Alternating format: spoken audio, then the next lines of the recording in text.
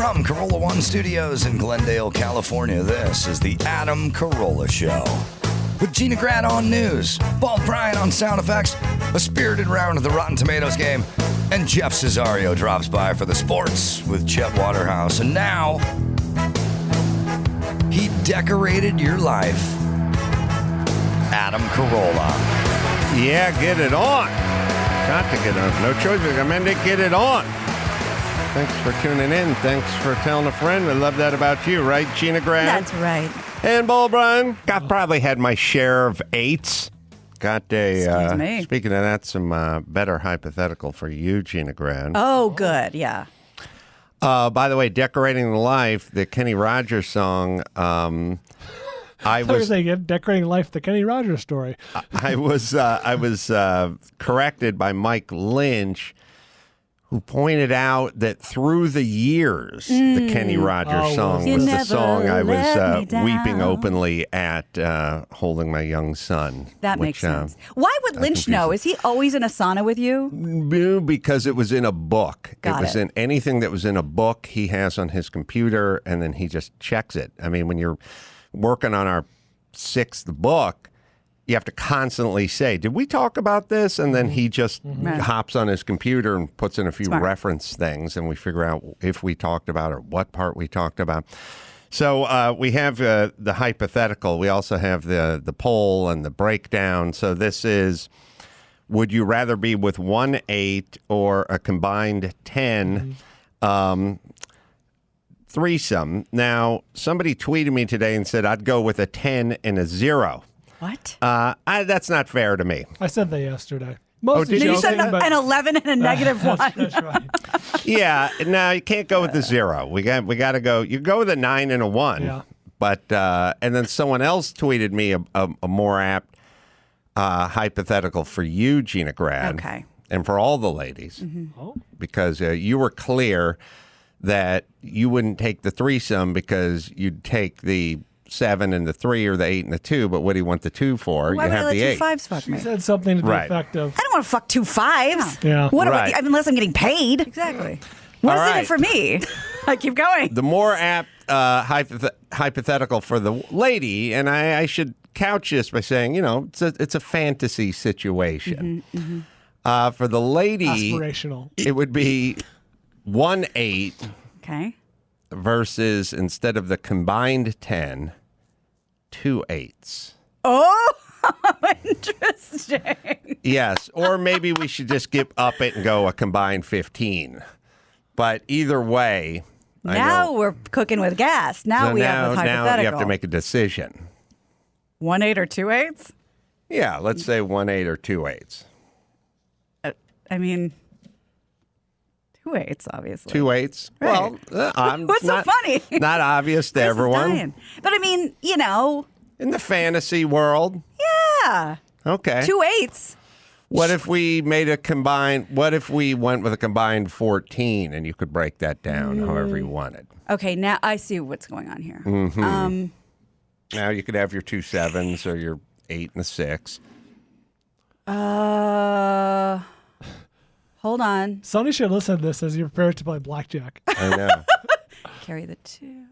Okay, so basically 2 7s or 1 8. I'll take the 2 7s. 2 7s. Good for you. Thank you. Good for you. Now, what's behind the curtain is Jay on a steamroller or Jay on a donkey. No carnauba wax? Oh, that was curtain number 3. That's right.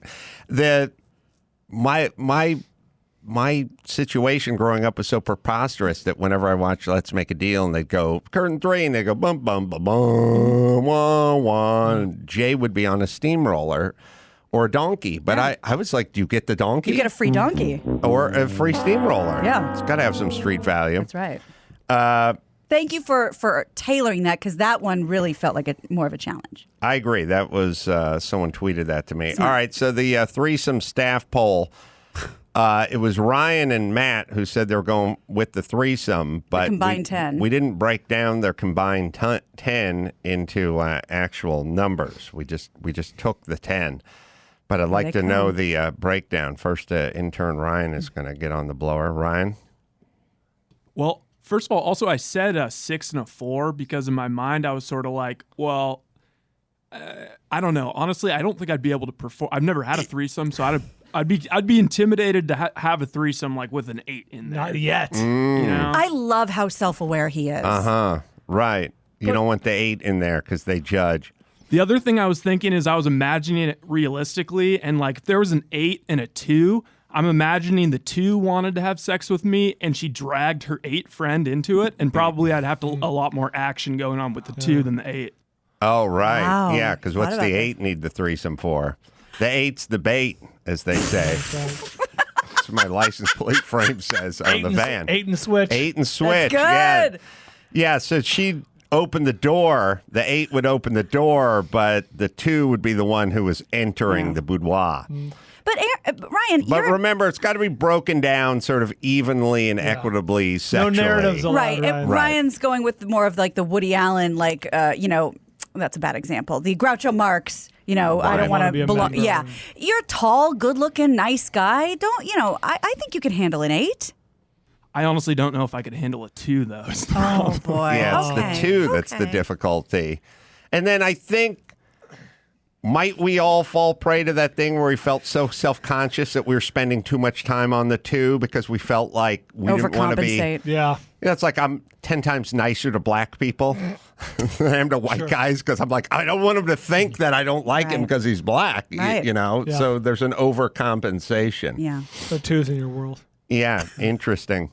All right, Matt, Porcelain Punisher Fondelier, your breakdown goes... I just like how in Ryan's fantasy, he's having sex with the 2. Now, this was tough. I got to say, I thought about this one a lot. Good. I dedicated a lot of nights thinking about this very scenario. I bet falling Boom. asleep. Yeah. Boom. And ultimately, I realized it was pretty easy. You're asking, you can either have sex with an 8 or you can have a threesome with an 8 and a 2. Mm-hmm. So I'm going to go ahead and break it down that way because either way, I'm banging the 8 and it's going to be a great time.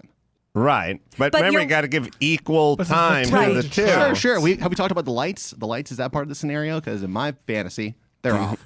They're off. Then, well, then who cares if it's an 8? Boom. yeah. Boom. I'll go the lights. Yeah, I don't think you could do. I don't think you could. I don't think you could hit the 8 with all the can lights turned up all the way in the room, and then get up and go dim them down for the 2. Okay, That's round Blindfold two. yourself. Let me get some foil, put it over the window there in case. I know it's dark outside, sweetie, but sometimes the street light. Sometimes someone's pulling in. Light pollution. Yeah, got a guy with the 4x truck. Man. Right. I got a neighbor. All right, so you go with the 8 and the 2 in this. Yeah, I think this so. scenario. I mean, the 2 5s, that's fine, but that's not really a story, you know? Right. All right. 8 and the 2. Okay. Did we do the poll, Chris? Did we find out what can't- most can't put it listeners up want? So Moment of it truth. 2/3 Oh wow. pick the 8. Wow. Yeah, about Smart. a little over a third of the listeners picked the threesome with a combined 10, and they were divvying it up. A lot of 5 and 5s. Like a lot of guys who picked the threesome were like, 5 and 5 is good enough for me. And then other people, Know other your guys audience. are getting in the decimals, like 6.8. Okay. Like, so Right. So it's basically 66 who will just take the 8 one-on-one, and then 34% that'll take the threesome. Does that surprise you, or does that seem right on? I'm wondering if there's the threesome was always kind of a novelty feather in the cap, notch in the bedpost kind of thing. With all of the threesome porn and everything that's out there now, I wonder if the bloom is off the threesome rose a little Interesting, bit. because when it comes to porn, threesome is a lonely group. Now it's like a 15-some. You Yeah. can see anything. Yeah. Also, I don't know. Maybe there's some COVID overtones here. I don't know. It's not Yeah. social distance. I'm a little surprised that it wasn't a little more 50-50. Now, I guess if you're doing these kinds of polls, you would then start adjusting like they do in Vegas. Like too much action is on McGregor. We need some on Poirier. Let's move Yeah. the line a little bit. Sex with 1-8 would be like minus 130. Yeah, I wonder if you took the combined 10 and moved it up to a combined 12, if you could even out this number. Because I think once we pass the 2 5s and we get into 2 6s, I think there might be some 8 to more 5, action. yeah. Or 7 to 5, Interesting. sorry. Right.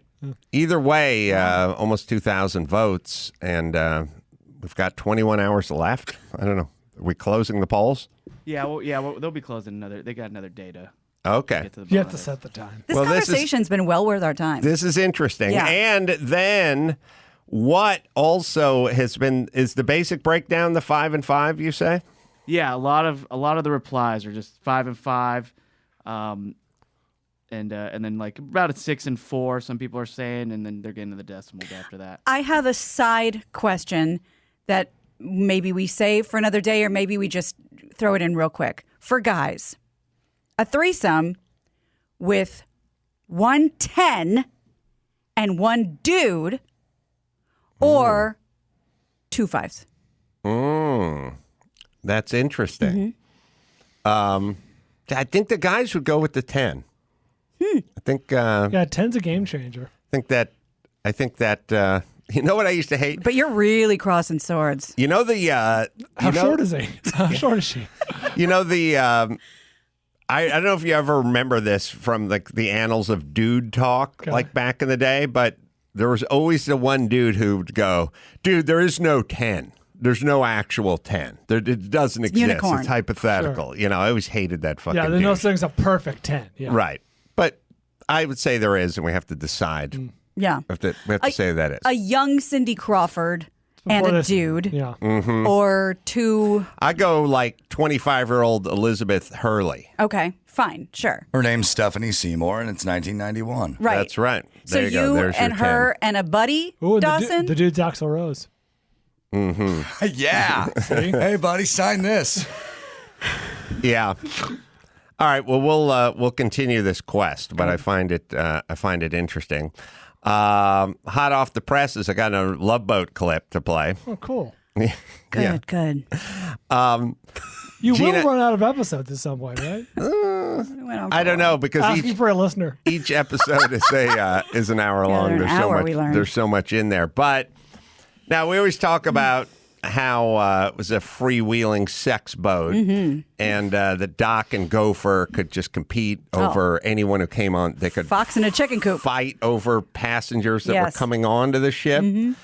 And that Julie was sort of complacent, the cruise director. Yeah. She sort of stood back and let the guys Yeah. do whatever the rape light was She on could have these made women. a citizen's arrest, but she sort of- didn't. Yeah, Ghislaine Maxwell. Yes. But then we also talk about how weird it is for the actual Princess Cruise Line to have To allow this. folks who work Lecherous on the stuff. ship that are super lecherous and creeping out Yeah. the passengers and stuff like that. May have hit an all-time high on this next clip, which is hot chick. Oh, God, Oakes was her last name. She was on Chips.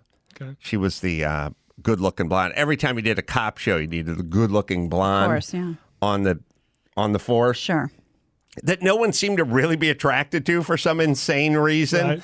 Like, you know, they had their CHP outfits or their cop outfits, but they're always tailored and everything, and they're really tight. They look really, really good in them. When they pull that helmet off, they and kind of shake the hair. And there'd always be like the part where they're like, "What are you doing this weekend, Ponch and John?" "Oh, nothing." "Okay, me neither." Bye. Like, there's See you never the Monday. same Lonely in my Ponch and house. John. It's like, "You see that fucking piece of ass? Fuck." She's one locker room over from us. She's like single. She's 27. She's beautiful. We're both highway patrol folks. Like, what? Any thoughts about why this? is anyone getting into that Yeah. shit? Nah, it was all, unlike the Love Boat, it was all above the Yeah, board. It was it's all very business. professional. It was all business. But she's getting onto the ship, and she's getting onto the ship with her dad. And this is not a crossover. She's not the cop from Chips. No. Okay. She's just, what was her name? Oakes was her last name. I don't know if it was Terry. Was it Terry Oakes? I'm trying to think. She was the blonde. There was so much you could do with blonde hair back then. Like when you go back and look at some of these women through the prism of time, you realize they weren't even that fantastically beautiful. They just had super blonde hair. That's right. And that was enough. Yeah. And, you know, back in the day Randy more so. Oakes. Oh, There it of is. course. There it is. You go like, oh, so what's she like? Is she hot? Yeah, she's blonde. Like that was the first thing you'd say. And- Yeah.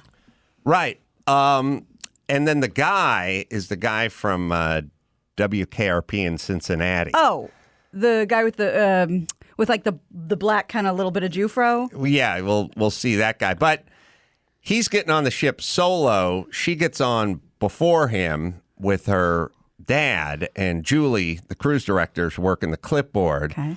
So we'll see how this plays out.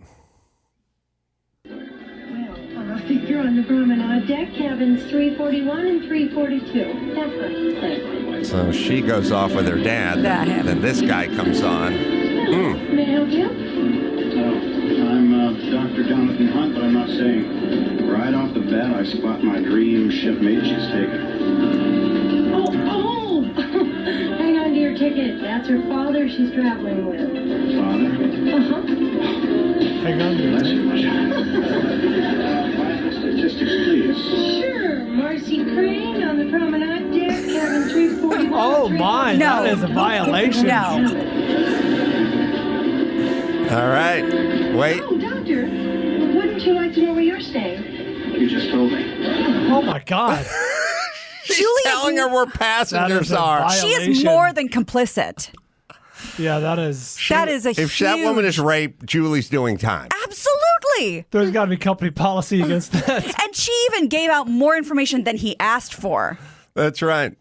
I do, but he did it with all confidence. He's like, "Oh, that's her dad," and she goes, "Yeah." And he goes, "All right, I need some vital stats." He pulls out his pen, and she's like, "Well, she's on the asked. Aloha deck, and Also- here's her room number." The joke that he's going to be in her room, presumably the entire time that's where he's staying. Where do you think the dad's staying? If you were paying close attention, adjoining Brian. room. Two Oh, son of a rooms. bitch. Two I wasn't rooms. paying attention That's at all. that. Now I have a real problem. I mean, we get the gopher and that they're idiots, but Julie, we expected more from you.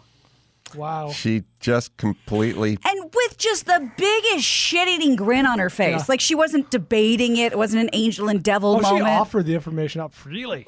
That's the other thing. Also, the girl is young and beautiful, nubile, and he looks like one of the Festrunk brothers from SNL. Wild and crazy guy. Yeah, lecherous. Yeah, it looks lecherous. Yeah. Yeah. Yeah, But that he wasn't knows. cool. He knows who he's going to marry.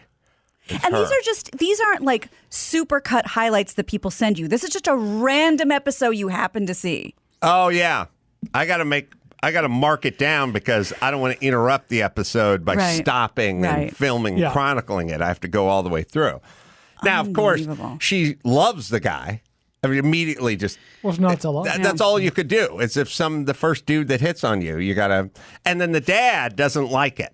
Of course, I don't know why she's cruising what a with her villain. dad. Like the whole thing is, I hate my dad. He's so intrusive, and he's getting in, and he's meddling. Well, why? Are you By all going on means, a- let's go to Nassau together. why are you going on a cruise with him? Yeah, You're locking yourself into a very confined space. Frank Bonner is Yeah. the name of that And actor. this wasn't a very special episode where you're teaching people about consent. Pull him away. This is just how people roll. Yep, Okay. that's how they do it. Was there a penny for your thoughts moment? There's again, anytime anyone goes to the railing or anyone sits and sulks alone at the bar, the other person just immediately appears. Yeah. Which is, again, always that's all I learned through episodic television my entire life, which is if you just sit and pout for a few minutes, there'll be a knock on the door, someone will come in and whatever. And I spent a lot of time pouting alone.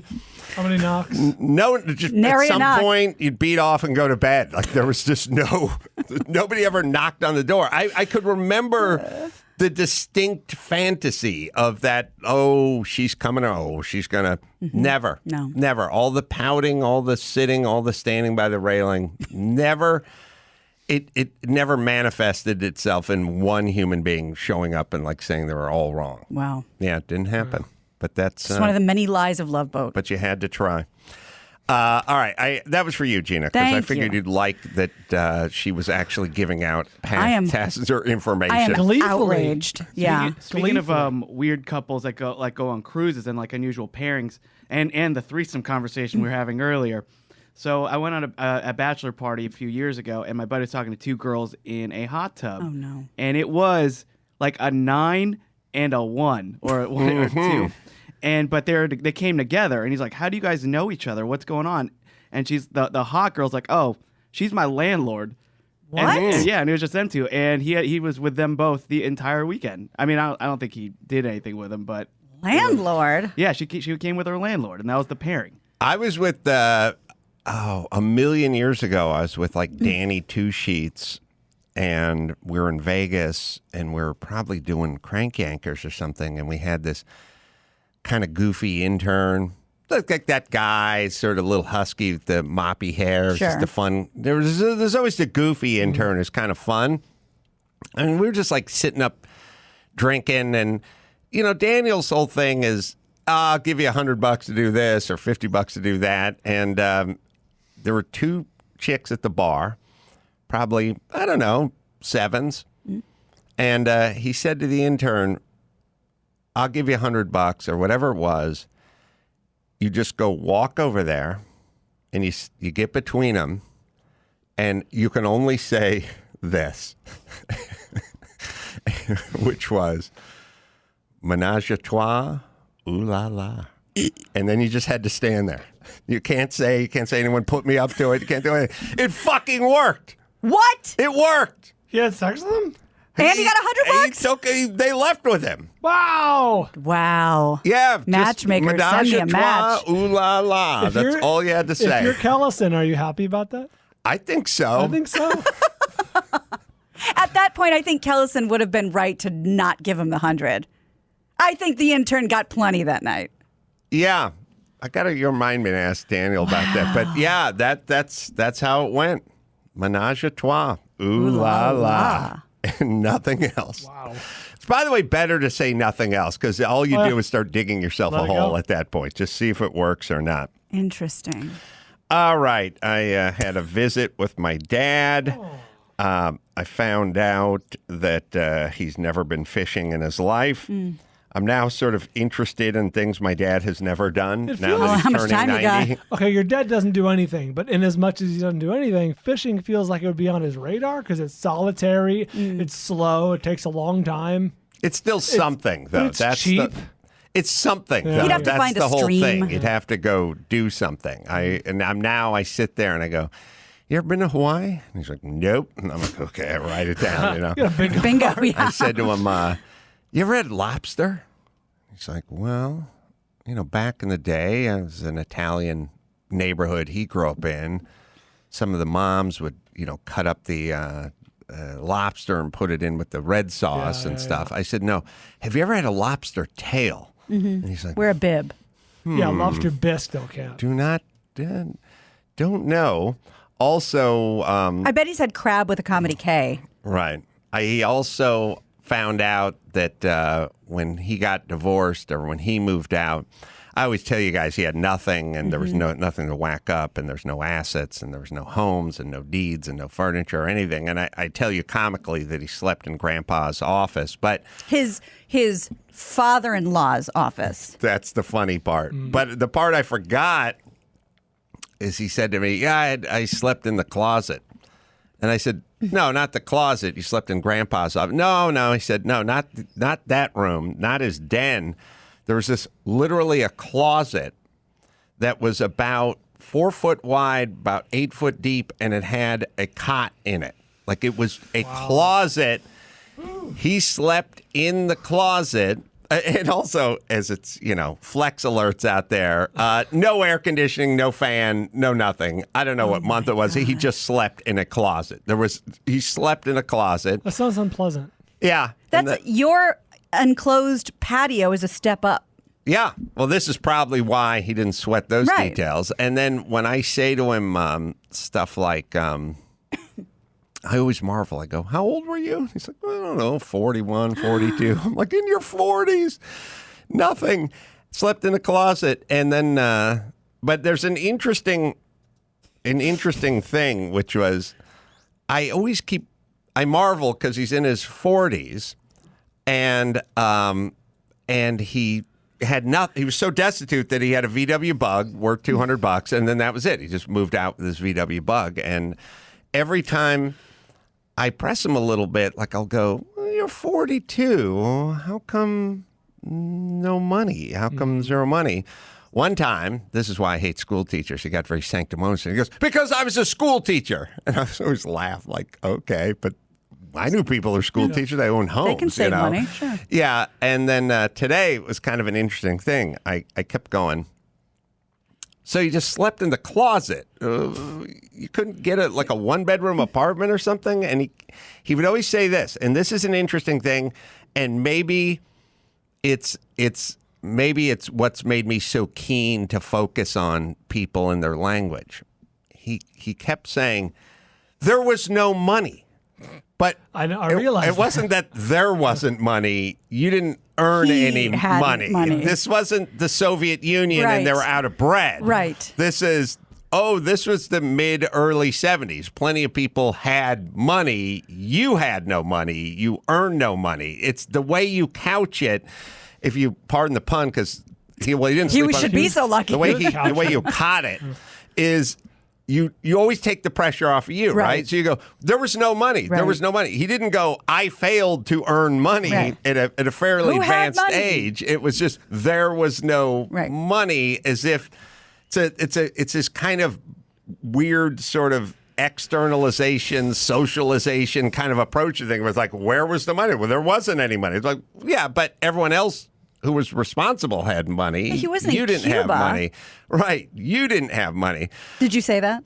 No, I just sat there and wrote it down because I thought it was interesting. They kept saying there was no money. Well, your parents are very alike in that way. Yes, which you would never answer a question that way. Like if someone said, well, why did you get the burger? Why didn't you get the steak? You wouldn't go, there was no money. You'd go, I didn't have enough money. I didn't make enough money at the time to afford or whatever that thing is. You wouldn't go, there was no money. Why were you broken on the side of the freeway? There was no gas. Right. You did not put gas in your tank. That's the exact same answer. Wow. All right. We got some rich man and some poor mans and some questions up there. We got the Rotten Tomatoes game to play. All that coming up in the next segment. First, I will tell you about Simply Safe with two eyes, award-winning home security system engineered with the latest technology to keep your family safe. But what really sets Simply Safe apart is their highly trained security experts who are always there when you need them. When an alarm goes off, a person who cares is going to pick up that phone and make sure you're okay and alert fire, police, and they'll be there right away if necessary. Even if you're just having problems setting up your system, a person who cares is going to be there. Friendly chat, quick resolution. U.S. News called Simply Safe the best home security of 2021. It is Simply Safe, right, Dawson? To find out how Simply Safe can help make you feel safe and secure at home, visit simplysafe.com/Adam today to customize your system and get a free security camera. That's simplysafe.com/Adam today. All right. Well, someone's on the line wants to, I think they live down the street from the Swingers Club. Gina and her two sevens would hang out at. Yeah. Got a rich man, poor man. We got all that. We got Rotten Tomatoes. We'll do that right after this.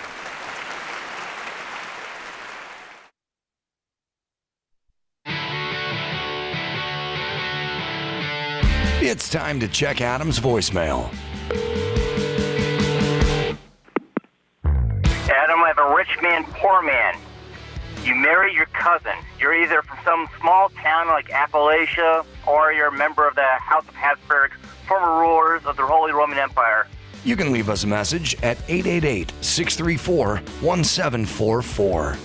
Well, we got some calls up here, and we might as well just stick with our rich man, poor man theme. That was a nice entry. Tyler, 36, New York. Hi, Guy. Hi, Guy. What you got? My rich man, poor man is around a lot of irregularly shaped metal. Wow. Do tell. Oddly specific. I was golfing in Long Island this weekend, and I went into a more affluent neighborhood, and I noticed they had a lot of modern sculptures, a lot of just weirdly shaped, art that's just strewn about the land. And then you got your junk bills. You got your just heaps of metal waiting for death. Yeah, solid. It's it's like it makes sense on paper, but somehow doesn't tickle the funny bone. But thanks, Tyler. Yeah, the most depressing places of the world are those pick-apart junkyards that are out in Sun Valley. Woo! As opposed to like the Disney concert hall, which is that beautiful sheet metal that's supposed to look like music, like paper. Yeah, in the wind. Yeah. Yeah. All right, I'll roll down the line. Jimmy, 45, Star, Idaho. That is true. Hey, gang, out of respect for Philip from Costa Mesa, I will not say hi, guy, okay? Okay. Hi, guy. Hey. I love your Alaska story. Carolla, you are meant to get out of that city. I've told you this before. Get out of there and go enjoy your life, buddy. I've never seen you smile so much in the pictures I've seen posted of that.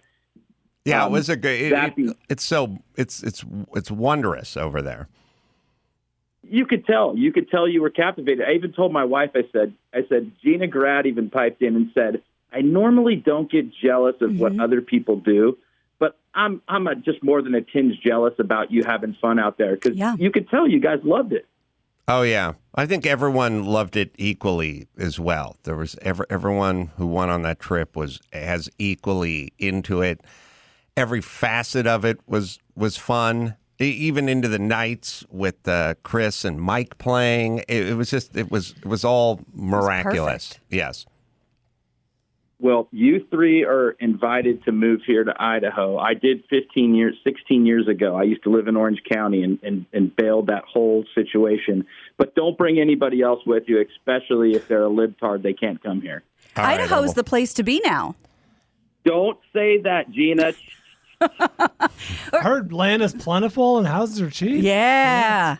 Stop it. Stop. No, you know what? The houses aren't cheap anymore.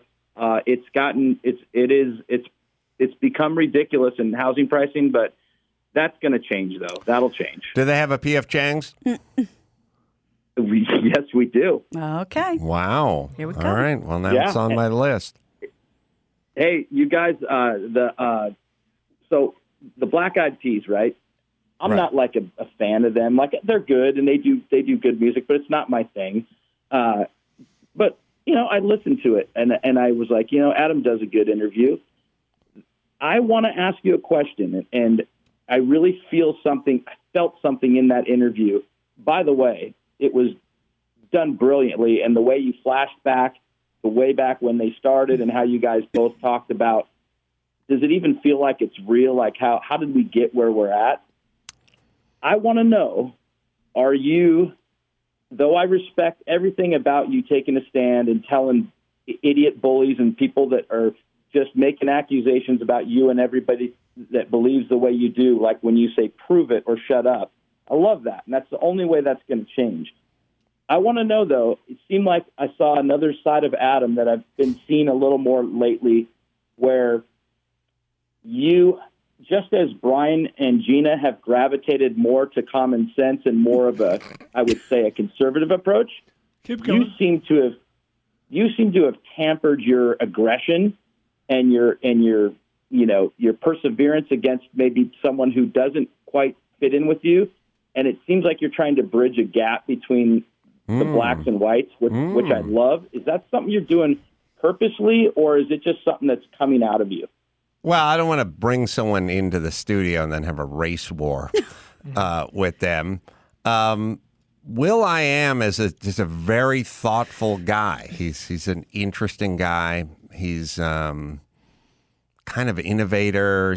He has like a lot of interests. He's also really has some social phobias and things, and he just doesn't do a lot of interviews, and has a couple of issues. I think I just don't think he's the kind of he's not George Clooney or Donald Trump or one of these guys who just sort of loves being in that space. So I just want to have a nice conversation with him. I wasn't really interested in what side either one of us was on. I just wanted to have a nice conversation with him and let him do some talking. And I felt like he did. And I also feel like most people, inherently have a ton in common. I mean, we all sort of have, everyone, first off, goal-wise, everyone wants, they want peace, they want tranquility, they want the family, they want safety. There's a lot of different approaches to it, but everyone's basically has the same goal. It's Amen. Yeah, amen. Amen. I can give you another example of this, and that's such an astute point, Jimmy, because I was just listening to Russell Brand's interview of Ben Shapiro. I feel like it's a Mad Lib when I even say that, and I'm featuring that on our next Easy Listening episode because I crave it, and I think so many people do. Of people who are seem to be completely diametrically opposed having a civil discourse. And they said the same thing. Like, we both think family is important. We both think compassion is important. We both think, having a certain intellectual base is important. And it was amazing to have them talk and then Ben go, now this is an interesting point because this is where we would disagree. And it was like music to my ears hearing two intelligent men on totally different sides of the spectrum have a civil conversation. Yeah, well, again, here's the problem. The problem are the rules. The rules now state that if you would like, I don't know, let's say you want a robust military in a safe country. Everyone goes, all right. And you want a police force that does their job effectively. Like, yep. And you want schooling that's good and serves underserved communities and helps, kids that are in situations that are less than perfect, get out of that situation. And you want clean water, and you want a good environment, and you want safe streets, and you want clean streets, and you want freedom, and you want expression, you want all that. And then so everyone goes, they go all the way down the road, and they go, yep, check that box, yep. Family, yes. Unity, yes. Peace, yes. And then they get to the point, and then they get to abortion, or they get to gay marriage. And then the one guy goes, oh, I'm not for gay marriage. And I go, well, it's all over now. It's all the whatever you guys agreed on is all out the window because of gay marriage. Now, by the way, what relationship would work that way? Would that be possible? I mean, imagine your spouse, you know what I mean? Like, well, we agree on the family, and we agree on the economics, and we agree on the politics, and we agree, but he likes anchovy on his pizza.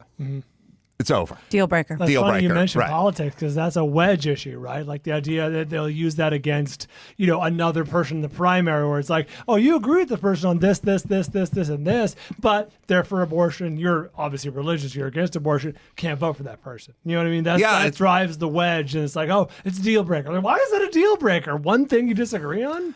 I know, and if the other 7.5 or 14 things are, here's the plan for the homelessness, and here's the plan for creating jobs, and here's the plan for clean energy, and here's the plan for desalination of the water, then just look the other way for the one issue. Or agree to disagree. Or agree to disagree. Maybe no one's perfect for you, but there's no perfect candidate. What are the two, I feel like you'd know this, Brian, because you read these stories to Tessa, I'm sure. What are the two, not the Sneetches, who are the two that just, the Dr. Seuss characters that just stand in a standoff and won't let each other pass, and they do it for all eternity, and the seasons change. Yeah, I forget it's such a basic childlike idea, and that's how we conduct business and politics. We just dig our heels in and stare at each other at an impasse forever.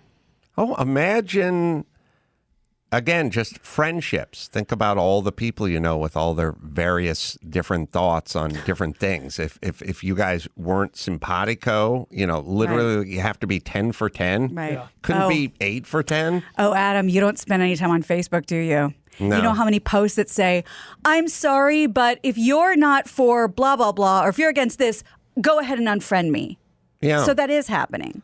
I don't know what's in it for everybody. My feeling is we all have people we like.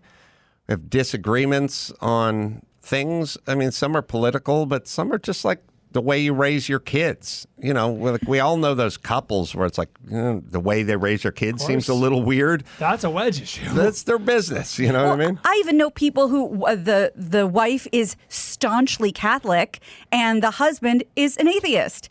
And they love and respect each other's thoughts. And he doesn't go to church with her and she doesn't give him shit. And there's plenty of ways to do this. But even Ben Shapiro said to Russell Brand, you know, you're going to get a lot of shit from your fans for even talking to me.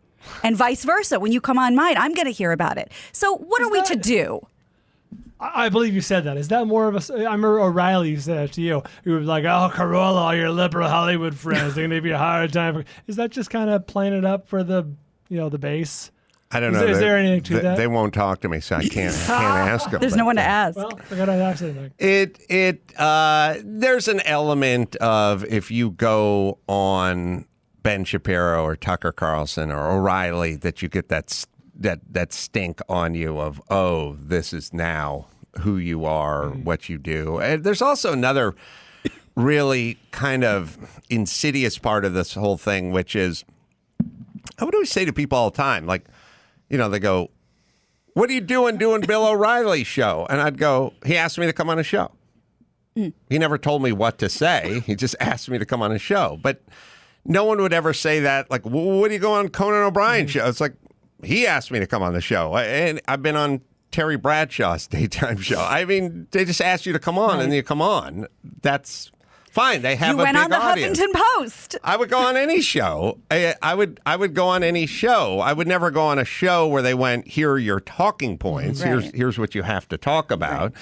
Right. But I would go on any show. I've always gone on any show. You've proven that. Mostly because whomever asked. Podcasts, right. TV shows, whatever. I've been that way my whole career. You asked me to come on Politically Incorrect, I come on Politically Incorrect. You ask me to go on. Also, on O'Reilly's show, go to O'Reilly's show. You can learn a lot from hearing a lot of the different voices and points of view. There's also a kind of a professional side, which is whether you whether you agree with Bill Maher or you agree with Tucker Carlson. I would argue you don't need to agree with any of them to go on their show, but they're also really good at what they do. So you can learn things from seeing, literally just being exposed to, like, how do they produce the show and how are their segments run and how are they doing it? What's behind what they're doing? Yeah, the recon. They have a little different popular shows for a reason. Yeah, they have different approaches to things. They should all get credit for figuring out a way to be wildly popular, even if you may disagree with them on everything. And I don't know why. It strikes me. I don't know if people are insecure in their own positions or something. I don't get it. It's all. I heard a lot of the Shapiro and Russell Brand. Yeah, they're both really bright guys. Mm-hmm. They're both really good at expressing opinions. They're both former heroin addicts. Both junkies from Chichester. Yeah. They're both funny. Ben Shapiro's actually a pretty funny guy. Does funny impersonations and stuff like that. They're both good humans. Like my thing is like I don't need to worry about either one of these guys. They're not gonna. Nobody's going to fire a gun from a moving car at one of my kids from with them driving or anything. You know, they create big tax base. You know, pay in, take a little out. Probably ain't using as much as they're putting in. Right. Both create jobs. Funny. I got no problem with either one. And because they're both reasonable people that are real world-class thinkers, they'll end up agreeing on 89% of the stuff they talk about. Absolutely. And it was so funny. There was a part where, Ben was just on a tear. There's not good pull quotes for Ben because there's never a good stopping point the way he talks, he just gets it out quickly. And so Russell's just waiting and Ben's just making his point. And clearly Russell doesn't agree with him. And this is how he debates him, or this is his way of pointing out there might be a flaw in his argument. He goes, but Ben, you beautiful man, listen to me. So, it was And what a all, compliment. yeah, it was all in good fun. It wasn't, nobody's heart rate got raised. It was just a really refreshing and a really, like you said, two intellectual powerhouses in a way, learning a lot on both ends. Yeah, I think society at large makes too much of like, these guys are going to tangle. It's more like you watch the UFC by and large. They try to kill each other and then they kind of hug it out because they both respect each other's abilities and training and backgrounds and that kind of stuff. And I think by and large you would see that with the Shapiros and Russell Brands. Now, the people that are just kind of hustlers, the drop these bombs and get the gotchas. tweets and the gotchas and stuff, they don't do it because their brand isn't being sensible. But they don't have, it takes a certain amount of intellectual firepower and security to kind of go, never thought of it that way. Maybe you're right. Yeah. You've changed my mind on this thought. There's a bunch of guys that can do that, but they're the guys that are kind of a little more secure in their own skin. I think you're right. But when you say, but I thought, I have a point shitting for you because guess what is now a sold out ticketed event like it's Coachella because people want to see these figures rip their heads off? Politicon. You think anybody gave a shit about stuff like that a few years ago? But now it's like, watch this person versus this person go head to head in a debate. And it's just a lot of trash talking. The audience loves it. It's crazy. Well, that's probably the pro wrestling part of politics. Right. But I would say, there's... O'Reilly's I am a real American. Yeah, it takes... You have to, well, first off, it's hard to be intellectually honest without the intellectual part. Thank you. Wow. That deserved a snap. You have to realize, like, what is this going to sound like, coming out of me? Right. I would feel stupid saying that, both sides try to encourage that. But I think there's a ever-growing group of people. You kind of heard it, maybe a Jon Stewart or Bill Maher, but Brett Weinstein and guys like that are just kind of going, why do we need to go all the way this way or all the way that way? Why not have this sort of interesting, invigorating intellectual discussion / debate in the middle somewhere? I think there's more of that. Yeah. I think that's hopefully where we're heading.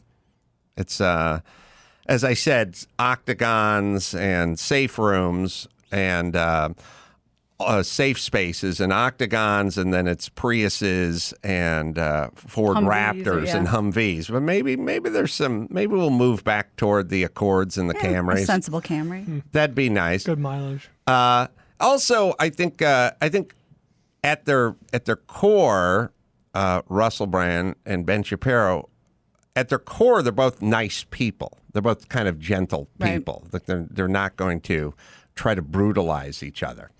All right, so good. Probably need more of that. Let's see. Carlos is from DeVore, California. Carlos? Hey, Adam, can you hear me? Hi, Guy. Hi, Guy. What's up? You have no idea how long I've been waiting to say that.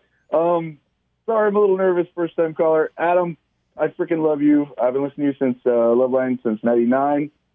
Well, Brian, you're freaking amazing. Gina, you're drop-dead gorgeous. Thank you. Oh, gorgeous. Okay, so Gina. Yeah. I remember a few years ago you talked about visiting a swingers club over in San Bernardino. Indeed. Yeah, I happen to live. Well, I guess I technically live there, but we don't call it that. That's why we call it DeVore. We happen to have a swingers club. It's about a stone's throw away from me. I'm not a huge swinger guy myself, but I can't picture too many more swingers clubs in San Bernardino ghetto that you would want to go to. Is it kind of like, I mean, it's big, like a warehouse type thing?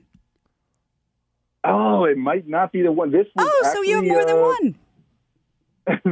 This one was actually an elementary school back in the 1920s. Oh, yeah. I go to I'm not joking. the one I go to was a synagogue back in the day. You know what, Carlos? You could be right because they had many rooms. They could have been classrooms. I never considered that. Oh, no, there's a ton of rooms. They added on a ton of stuff to it. It's right off the 15, like right before you go up the hill to Victorville and off to Vegas. Oofa. So I don't know how close it was, or Ritzy. I don't know if you've ever been to the heart of San Bernardino, but it is not a good place to go. We got Jimmy from Riverside, speaking of San Bernardino, who has a good college wrestling gangbang story. Oh, so good. sorry to Thanks, Carlos. cut you short, Carlos. Jimmy, 36, Riverside. Get it on, man. Get it on. Oh, yeah. I was incoming class with T.J. Dillashaw, 2004, freshman class at Cal State Fullerton. So, MMA great, T.J. Dillashaw. Oh. Yeah. Exactly. Like Now, he wasn't really into this. He was a little bit too clean cut for this, but I got like thoroughly indoctrinated. These guys are really into gangbangs. So not too much multiple girls, but like definitely multiple guys, 3 to 5 guys. And when you get it like that, I have like a comically small dick. And it's tough to like get hard when you're like with 3 other dudes. Sure. So it just turned into a fun thing. So you get comments like girls going like, all right, I'm not sucking anybody else's dick until somebody eats my pussy. And I would just jump in and like, just to give you the kind of the level of girls we're talking about here. One of them, I don't think could physically clean herself. And she was saying that. And so when I started eating her pussy, she just smelled like straight piss. And it was just nasty. So we're getting into the kind of what you guys were talking about yesterday with the, hey, would you rather do 1 8 or 2 to add up to a 5? I think we're talking about 1s, which is good, but just a different scale. It's the devil's pentagram. And where'd you meet these gals? Christian Science reading room. MySpace was huge at that time. And so we would spam girls. You'd do 10 a day from each zip code. And then you'd have them over to your house. And then, it just worked out. It was it was a numbers game. Jimmy, let's circle back to you having a comically small hog and having difficulty achieving an erection with the other guys. And then you paused and said, so it was fun. But that's like saying, I'm a hemophiliac, so I like to walk through junkyards at night barefoot. It was fun. It was fun. It doesn't feel fun. Well, I mean, it's funny. Everybody's laughing. It's like it's tough to get a boner anyways because you're just like, I don't know, it's 3 dudes. And so, it's not like I have a micro penis. I'm in kind of a sweet spot. I don't have a micro penis, but it's like, definitely smaller than average and definitely the smallest in any gangbang. Looks funny in a singlet, coincidentally, with wrestling. So, yeah. I like your confidence. Now, I like that you. Good time. I feel you're uniquely qualified to go down on a gal whose hygiene is less than spectacular because of the wrestling background, right? You're constantly having to lock antlers with sweaty dudes that are on top of you all the time, right? Oh, totally. Yeah. I have it in my DNA that stuff just doesn't bother me. I'm ready to do it. So when she was making an ultimatum to the rest of us, hey, I'm not sucking any more dicks. I was like, hey, I'll take this hit. Somebody with a boner that's actually a normal size, you can get in there and you can get your dick sucked. I'm a good friend. Charitable. Wow. Jimmy's the mayor of Riverside. It's like Santa. Yeah. That's basically saying I'll buy and I'll fly. That's both. I'm driving to Vegas and I'll get the gas. And I It makes for a fun 4 years, that's for sure. You've come a long by way, the way, Gina, baby. the story I think you're talking about is the Zacks, the one where they're at an impasse. What are they called? Just as a side note, the Zacks, the Dr. Seuss Yes. story you're talking Okay, about. thank Listening you. previously. Yep, thank you. So let's get back to how the gangbang works. He knows everything. He's a Renaissance man. You go on, where do you get them? MySpace. MySpace? That was huge at the time. Yeah. And girls were like, it was like cool for girls to like go over to guys' houses. It wasn't like, I mean, I've been married for years now, so like I'm not sure what the game is like, but it was like pulling teeth at some point to get girls to come over to your house on the internet. At that time, it was like they wanted to be doing that. It was weird. And they knew the job was dangerous when they took it? I mean, they knew what they were heading for? They get hazard pay? It was like a new thing, so we would hang out with them. They knew they were coming over to my house. I wouldn't like meet them anywhere. I didn't have any money, I like the scholarships for wrestling are shit.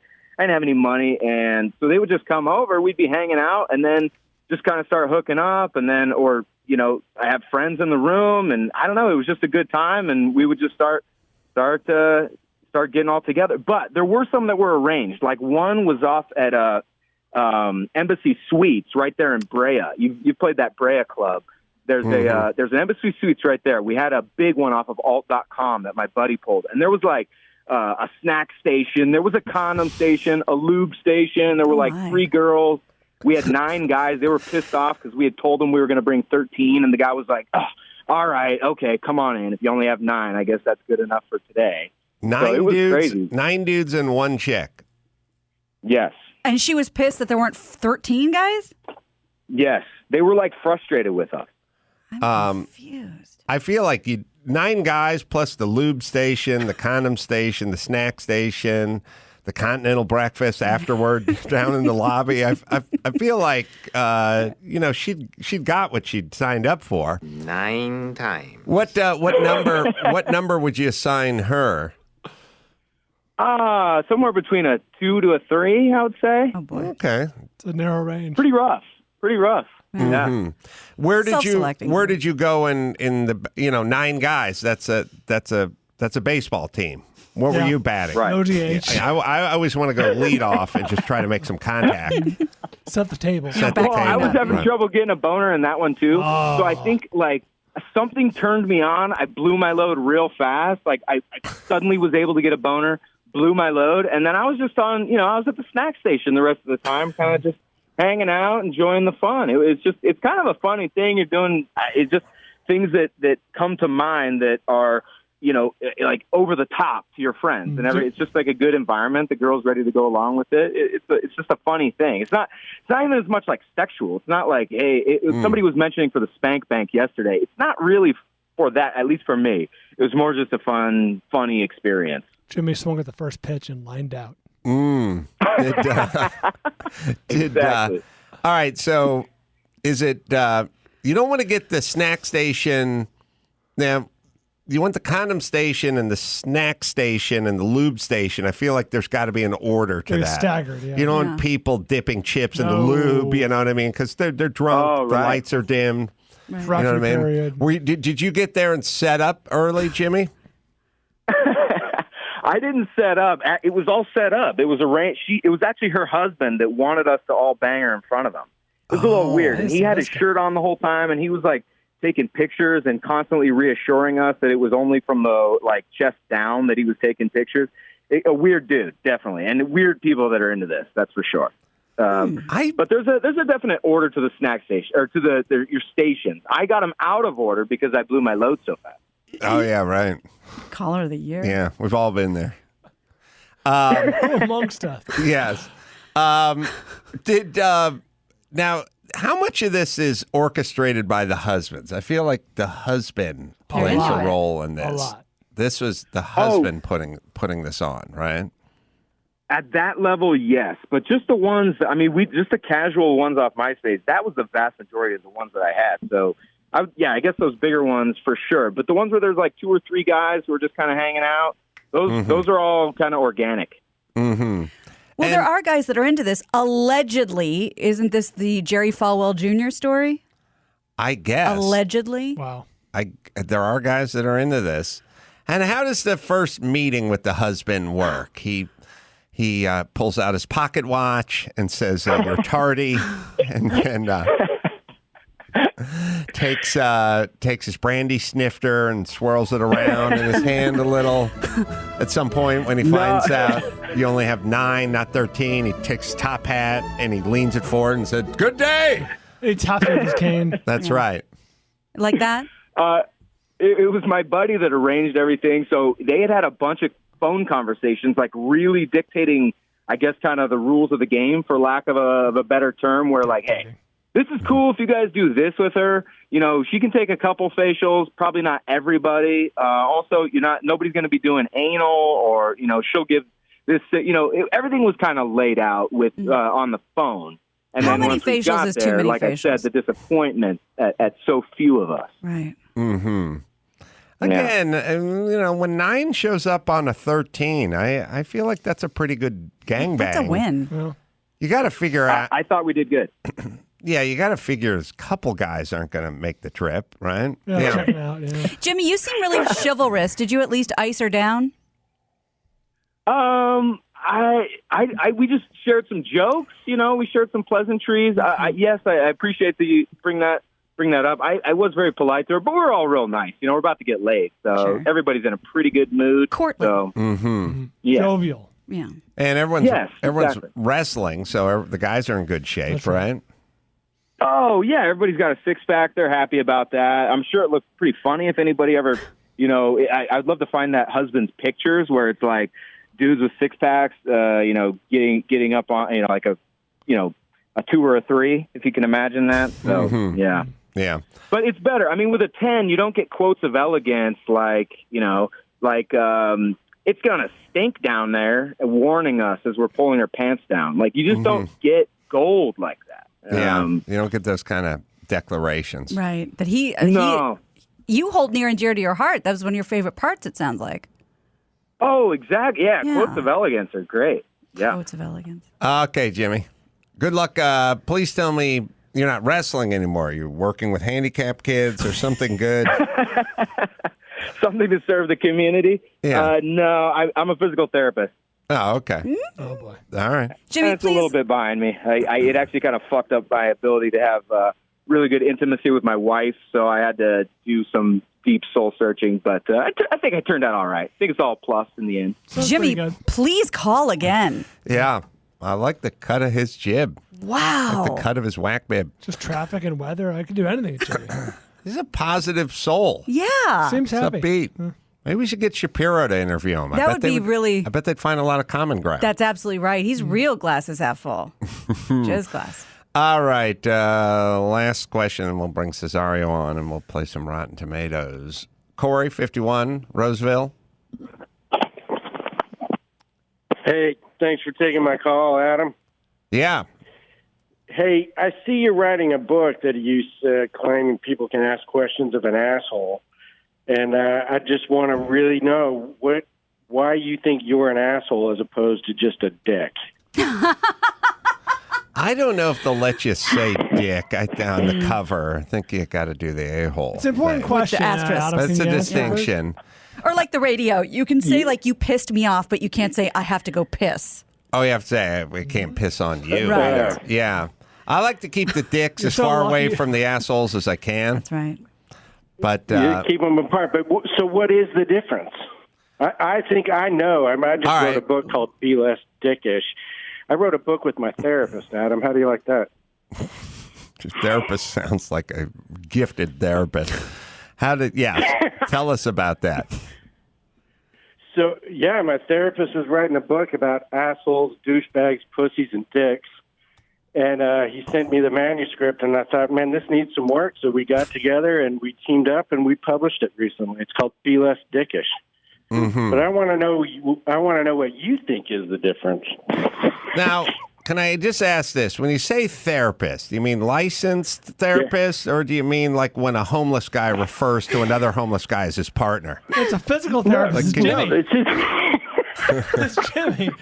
No, it's licensed therapist. But wow. Like years and years after, like 4 or 5 years after I stopped seeing him, he reached out to me with this project, and we got together and did it. Wow. Well, yeah, we see it up there. It's up there now. Yeah, the definitive self-help book about men. Be less dickish. How'd it sell? We just put it out, so we're working on. We haven't really marketed or launched it really firmly yet. We just put it out a few weeks ago. So we're working on the audio book right now, the ebook right now, and finishing up the hardback. And I think it'll do well. You never know. I mean, these self-published books. I mean, you're an expert on it. You should tell me. I have no idea. I'm excited for it. Could you give us an example of what's the headline? Like, what's one tip that we could really sink our teeth into? So what we do in the book, to give you some detail, there's a chapter on the asshole, on the dick, on the douchebag, and the pussy. We also have a chapter on the piece of shit. So, which is kind of the extreme of all of those put together. But we divide these guys up between, like, are you selfish in the moment or are you selfless? And one's not perfect and one's not better than the other. It's not pejorative. But when you're triggered, do you think of yourself first or someone else? And then also we divide them up. Like, when you're triggered, or are you looking out, or do you do so shamelessly, or are you overly conscientious or very conscientious? And when you create this 4 quadrants, that's how you get the asshole and the douchebag and all of them. It's like a new take on the Myers-Briggs. Yeah, Corey, I'd like to peel his onion a little more. I feel like there's something there to Corey. It's interesting. All right. More than initial first blush. By the way, you can email us questions at askhole@adamcarolla.com. Hey, thanks, Corey. Send us the audiobook. Dawson, are you going to engineer that? No? Who's reading your audiobook? Oh, that's a good... Well, I think Corey How do we send it to you? Just Are you going to read the what do we audiobook? need to do? Dawson, do you have Yeah, an I uncle am. out there you don't know about? Holy shit. He looks a lot like Dawson. Kind of does. I should definitely do this audiobook. Corey, you want Dawson to do it? He can do it in his home studio. It's almost done. We're finishing up at the recording. We in Katati up here in the North Bay. Yeah, scratch should it, be start done over. soon, but I'll reach out to anyone. So, but I'll send it to you. You tell me how to send it to. I'll make sure you get it. All right, we'll put you on hold because I'd like to play a few clips from that audiobook if we could. All right, Jeff Cesario, the Rotten Tomatoes game. It's all waiting and ready right after this.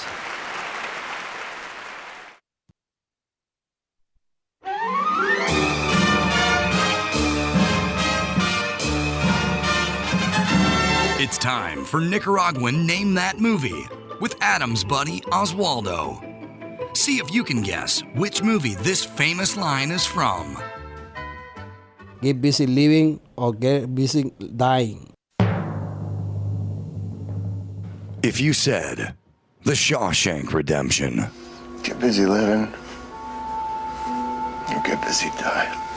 you're correct. Now, back to the show. Well, Jeff Cesario has joined us. We'll do Chet Waterhouse and a couple of few. We always look forward to that. Stand-up album, What Was I Thinking, is available now on Pandora, Spotify, and anywhere you get your music from as well. And, of course, Play with Pain with Chet Waterhouse, available on Apple Podcasts. Jeff, how you doing? Pretty good. I'm nursing a little cold, and doctors say with this voice, I can slam COVID right through a solid wall. So I don't want to give anybody any chance at illness. So I'm staying home today. Are you doing any shows? Are you doing the road at all? Are you working on projects, TV shows, punching I'm up going to scripts? do the road. I've got Minneapolis set up for October. And then maybe something in November I'm working on for either Milwaukee or Appleton, and either November or December. We'll see. Because that's when you want to go to Milwaukee and Appleton. You know, chilly. Bring back those fond memories of falling through ice into the lake and being tortured on a toboggan slide that had cement underneath the snow. Lots of fond memories. And then I have a spec script, animated comedy that I'm putting the final touches on, and we're going to go out and see if we can't get someone to buy it. Awesome. Yeah. All right, you ready to play the Rotten Tomatoes game? Absolutely. I'm so psyched up to play this because I never remember the rules. Let's go. Listen to that noise. It's a high falsetto voice. It can only mean one thing, and you can feel it. Dawson names are flicks, and the gang makes their picks. Guessing if it's rotten or fresh. If they guess it exactly, we'll get a bonus 5. It's the Rotten Tomatoes game. You know how we do it. Wow. It's uncanny. Rotten Tomatoes game. Now it's time to play it. We're looking at a picture of the caller Corey and Side by side. our own Mike Dawson, and It's crazy. it's uncanny how much they look like. Now, I will say this: if you guys ever get into a threesome with one gal, I'm going to downgrade it to a 2.5 because you guys are doppelgangers. That is essentially like being with one man. Wow. This is awesome. I'm going to guess Corey runs a church now. It just he does have a little of that cult leader to him. All right, so Cesario, I guess Max Pad, we must ask this of all the guests on the show now. What would you rather have? Would you rather have sex? Forget about you're married and all this. This is hypothetical. You're 25. You're free and single. Just off Carson? Mm-hmm. Yes. Just off of Carson. Would you rather have sex with 1/8 out of 10, so beautiful woman, or a threesome with 2 gals, but the combined score could be no higher than 10? So you could have 2 5s in you, or, a 6 and a 4 in you, or the 1/8. 1/8. You'll go with the 1/8. Yeah, unlike Jimmy, I'm not that fond of smells. So the more people in the room, the higher the aroma quotient. Interesting. Low musk tolerance. Sensible. Yes. Okay. Thank you. We'll mark you down for that. All right, Dawson. All right. Danny Trejo was recently back on the podcast, and as usual, he knocked it out of the park. Pretty much every time he talks, it brings a smile to my face, which is strange considering how terrifying he is on screen. While he was in and out of prison throughout the 1960s, his name is now credited on over 400 film and TV projects. 400. Let's talk about 5 of them in this week's Rotten Tomatoes game. First up, we've got an all-star cast in this action thriller about a prisoner transport flight that's taken over by the world's nastiest criminals. Thankfully, Army Ranger Cameron Poe is on board, and he secretly works with the U.S. Marshal to bring the plane down. Nicolas Cage, John Cusack, John Malkovich, Steve Buscemi, Ving Rhames, Dave Chappelle, and Danny Trejo star in 1997's Con Air. That's a hell of a cast. Oh, man. Some A-listers. I've watched the shit out of this movie so many times. I hate when the names are not right over the people on the poster. Fuck, Very I hate that. confusing. Yeah. Right. So many good scenes.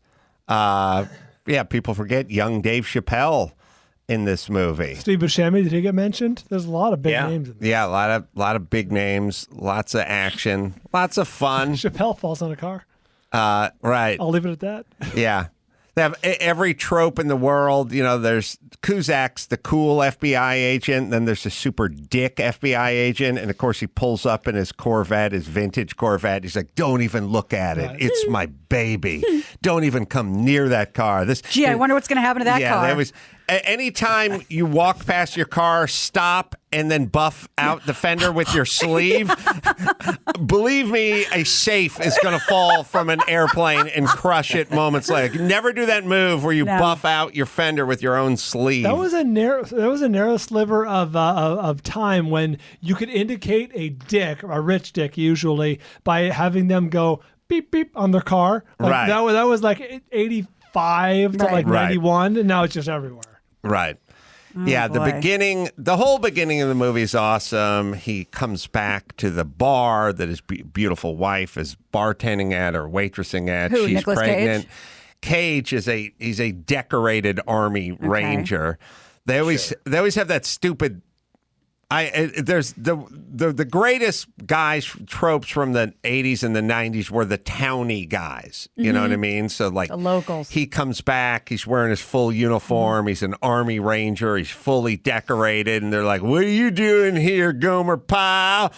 And they're like hitting on his woman the whole time, and they're antagonizing the guy. The guy obviously knows how to fight. He's an Army Ranger, but they're couldn't just hit him with a thank you for your service. All they do is fuck with him the whole time. And then, of course, they're waiting for him out in the parking lot during the rainstorm when he's walking out the car, and they pull the switchblade on him. Like, I don't know.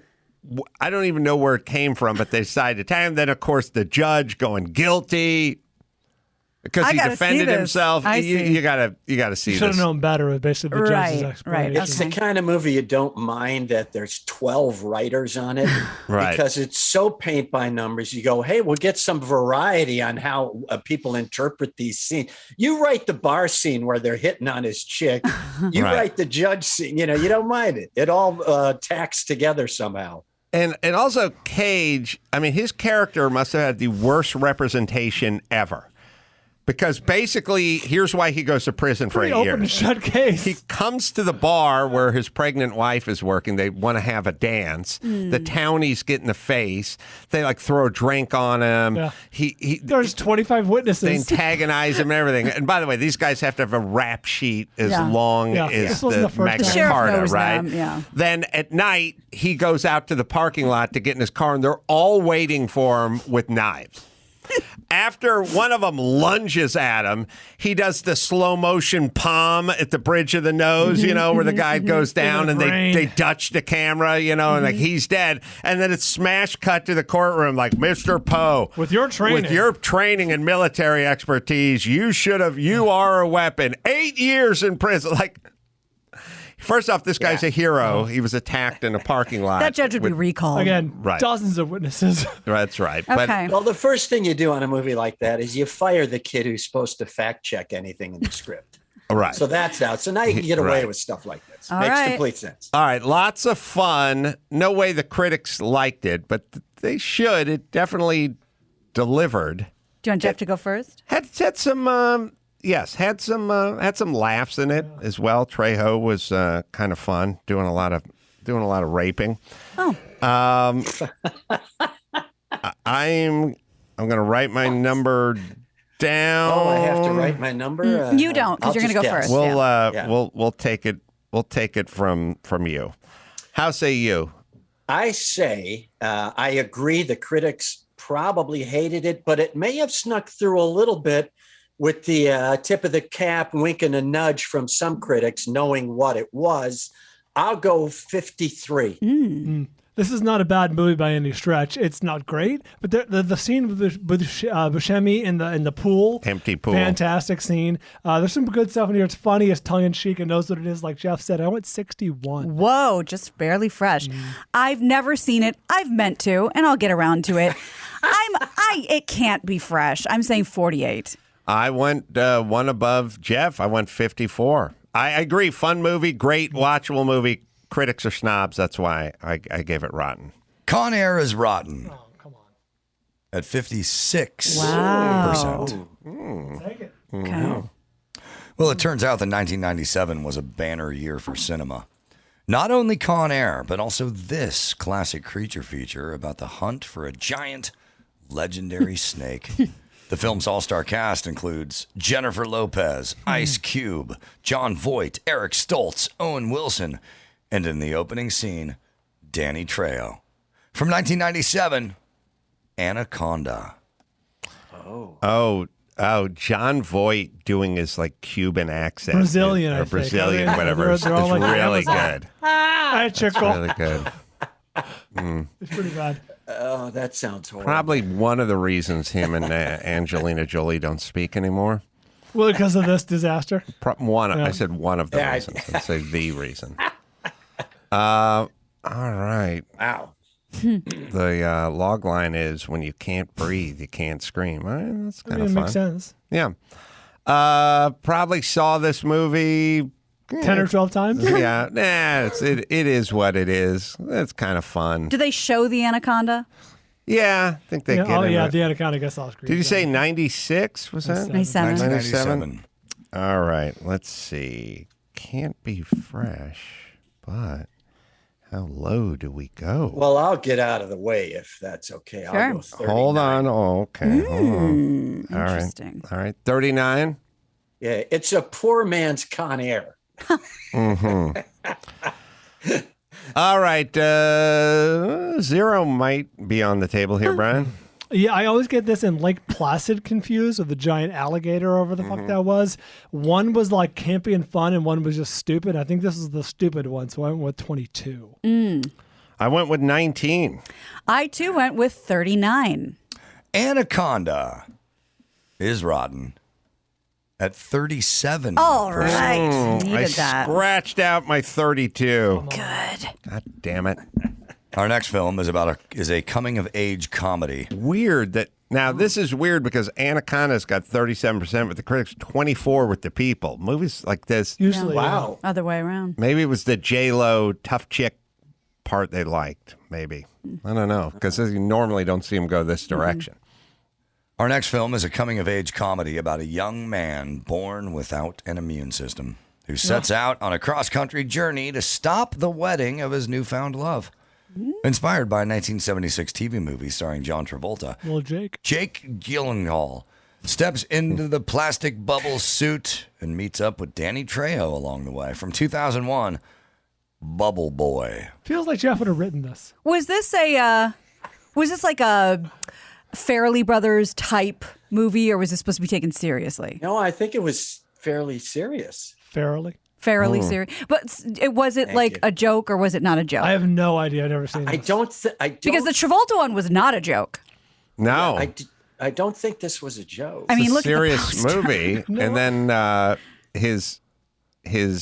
the woman who played his mom in the movie became his concubine. His in the Really? Yeah, I do believe that Travolta's the woman who Travolta. Okay, sorry, the woman who played right. I think Travolta's you've said that. mom was his longtime girlfriend who Hot. died of breast cancer or boy, something. that's not It's funny. The Bubble Boy is played by actors with questionable sexuality. Is that the Gyllenhaal thing? I've heard. Allegedly, I have no firsthand knowledge. Wow. All right. Well, then it's definitely a drama. Now, Well, look at his wacky hair and the way he dressed. I think this is played for laughs. Well, that's why I thought it was played like a for laughs. Farrelly Brothers thing. It is. I don't know who did it, but it is a Farrelly Brothers type thing that it sounds preposterous, but it could be this could easily be 72 Right. just because I thought Does it it was have funny heart? and has heart or something like that. It's a goofy movie, but it may have some laughs in it. Who the hell knows on this one? All right, you guys locked in? Yeah. All right. Cesario? I will go at 59.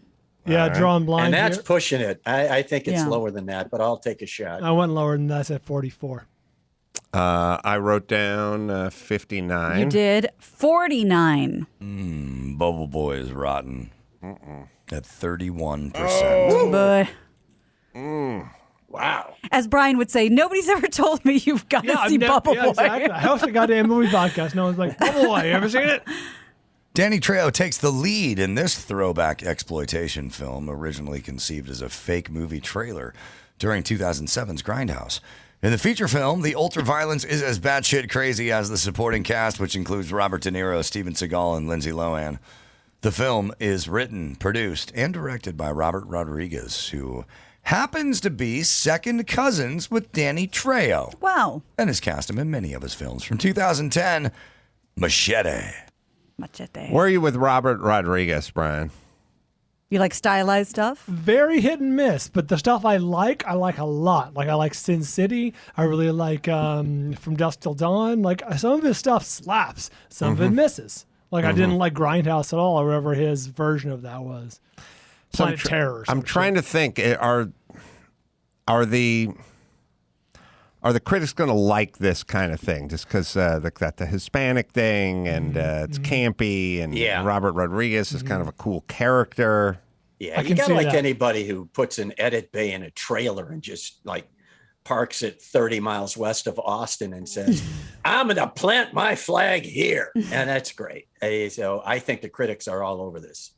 Yeah, this checks a lot of nerd boxes. It seems very cool. He's kind of, Rodriguez is kind of in between Tarantino and Oliver Stone, right? Meaning what? They're just weird dudes who sort of seem like they got their own affectations and they make interesting stuff, but it can go sideways. It can really go easy, sideways, really easy, but they seem almost sort of half caught up in their image.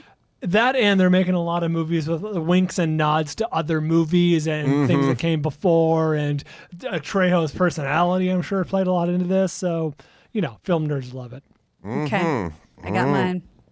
All right. Mine. I don't think it's good, but I don't know. But I'm worried that the critics liked it, even if maybe the people didn't. What do you say, Cesario? 77. I went even higher. I think this is catnip for critics. 83. Whoa. I went barely fresh at 66. 71. Ooh, Machete. Certified fresh. Shit. At 72. Oh. Higher That was heart-stopping. And finally, the film that everyone was asking for. A live-action adaptation of Adam's favorite kids cartoon, Dora the Explorer. Oh, now we're Jake talking. Gyllenhaal's dating a hot French model since 2010. Is the model a dude? No. No. Very pretty girl. All right. Well, there you go. This 2019 film features Nickelodeon starlet Isabella Merced, who learns to navigate high school and rescues her parents from an ancient Incan civilization. And wouldn't you know it, Danny Trejo cashed a paycheck as well, voicing her CGI monkey companion Boots from 2019. Dora and the Lost City of It was Gold. only a couple years ago. Wow. The TV show is such a vacuum of creativity and such a shit fucking box. It's a kitty litter box filled with the worst cat shit you've ever smelled in your life. It's so horrible. It's Has a lot of hobo power. I used to watch it with my kids. There was the fox.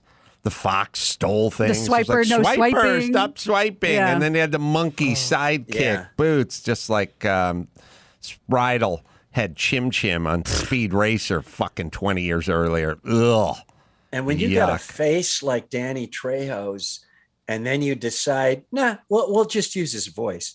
I mean, I know he has a distinctive voice, but you're losing half the appeal of hiring Danny Trejo. So I'm not sure about the judgment of the filmmakers. It reminds me of when Sam Kinison finally got a sitcom, and he played a guy who was like 4 inches tall. So they took the one guy on Earth who was larger than life. That's television for you. And made him like a 5-inch tall character. I don't remember that. That was his sitcom. Was it Yeah. did it? I mean, obviously, did it? I think they get just made? shot a pilot. Yeah. Wow. I would I've have done some remembered that. episodes. Yeah. Really? Yeah. What do you remember what it was called or I cannot anything remember about the it? name. I don't remember the name, but that level of misuse of talent of the level of Danny Trejo, I think I'm leaning rotten. Hold on. All right, hold on. Again, you score some intersectional points here because it's a strong Latin woman who's the hero, the lead, and the critics like this stuff. But I hated this, and I think maybe it's a close game. maybe we were over it. I think it's a close game. I feel like I need to nail this number, otherwise, that's my only chance for salvation here. So I'm locked in. What do you got, Cesario? 56. Whoa. I went 43. Fresh at 65. Whoa. 41. Dora and the Lost City of Gold is certified fresh at 85%. Shut up. That's not Oh, true. they fell over themselves, I should've falling in gone love with higher. the politically Wow. correct. Beefed it. Yeah, I Should have listened to myself. Should have sniffed that. Nothing out. about this says certified fresh. No, it's just like it's a young girl. She's Hispanic and she's in charge. Is that the tagline? Had to be the points there. Had to be. Wow. I did not Yeah. see that coming. I think I just lost on that one. Yeah, I think I was in the lead till then. Gina Grad. Yeah. Congratulations, you made it to the podium. Thank you. Adam Carolla coming in at a score of 96. Fresh. Well done. Yeah, squarely into 2 digits. Good score. Bald Brian, your score, which considerably took a jump at the end, but was it enough? Coming in at 64. I like that. But I must tell you that for the first time in a while, we have a tie. Gina Grad and Jeff Cesario Second place? You are tied. Bald Brian once again with 64. Gina and Jeff coming in at 67. Tied for second place. Wow. The win to the bald one. Great game, you guys. Great game. Wow. Man, pulled it out at the end with Dora there. That sucks. All right. Wait, before we move on, can I please just say one of Danny Trejo's greatest roles, because I'm rewatching it again for, I think we're on number 14, is Breaking Bad when he's Tortuga and he's like one of the moles and he only gives the police advice in exchange for goods from Sharper Image. Like that's what that's what he wants. Yeah, it's fantastic. All right, should we do a little Chet Waterhouse? I'm ready. The sports with Chet Waterhouse. Now, brother, as the great Gina Grad has said, how many facials are too many facials? Time for the Waterhouse Update, brought to you by Sliver City, the lumberyard that's in a hurry. Euro Cup 2020, that's soccer, Bubba. Italy beats England on penalty kicks. At that point, why don't you just cut cards? A Wembley Stadium crowd hasn't been that embarrassed since Madonna sang without a track at Live Aid. Ouch. Italian goalkeeper Gianluigi Donnarumma blocked one of the penalty kicks by just glaring at it. Italian coach Roberto Mancini used hand gestures that even the mafia said, that's going a little too far, buddy. And losing coach Gareth Southgate hustled out of the Westgate for safety. That wrap-up sponsored by Trans Am. If you're going trans, at least buy American parts. NBA playoffs. Aging Phoenix star Chris Paul late for Game 3. He was filling out a reverse mortgage application. Bucks get back Giannis Antetokounmpo. So finally, ABC and ESPN can rehook up that lucrative Greek feed. That item sponsored by Jehovah's Witness Protection. Disappear into the warm grip of the Lord with Jehovah's Witness Protection. Olympics. U.S. team will jet over to Japan in a week, except for Simone Biles, who will vault over. America's pastime. No, not trying to find a way to make hibiscus tea palatable. Baseball. All-Star break. Home run derby, they were belting them hard. Did someone say belting them hard? Asked Trevor Bauer. And finally, this week in sports history, the date 1979, the place Chicago, Illinois, between games of a doubleheader at Comiskey Park. Fans go wild, exploding disco records and creating such a war zone. The White Sox have to forfeit the second game to Detroit. Said Tiger skipper Sparky Anderson, we play in Detroit. That's a war zone every night, ya pansies. This Waterhouse Update sponsored by Mount Baldy's. Horse saddles tailored just for bald men. It's a bigger niche than you'd think. If you want more of me this weekend, I'll be calling Dana White's new cage match croquet. Brings a whole new meaning to the phrase sending your balls. Sponsored by UDrive, the app that lets you rent your own car to take you wherever you want to go. This is Chet Waterhouse reminding you to play with pain. Chet Waterhouse, sports. Oh, that's funny. So good. So good. Thank you. All good.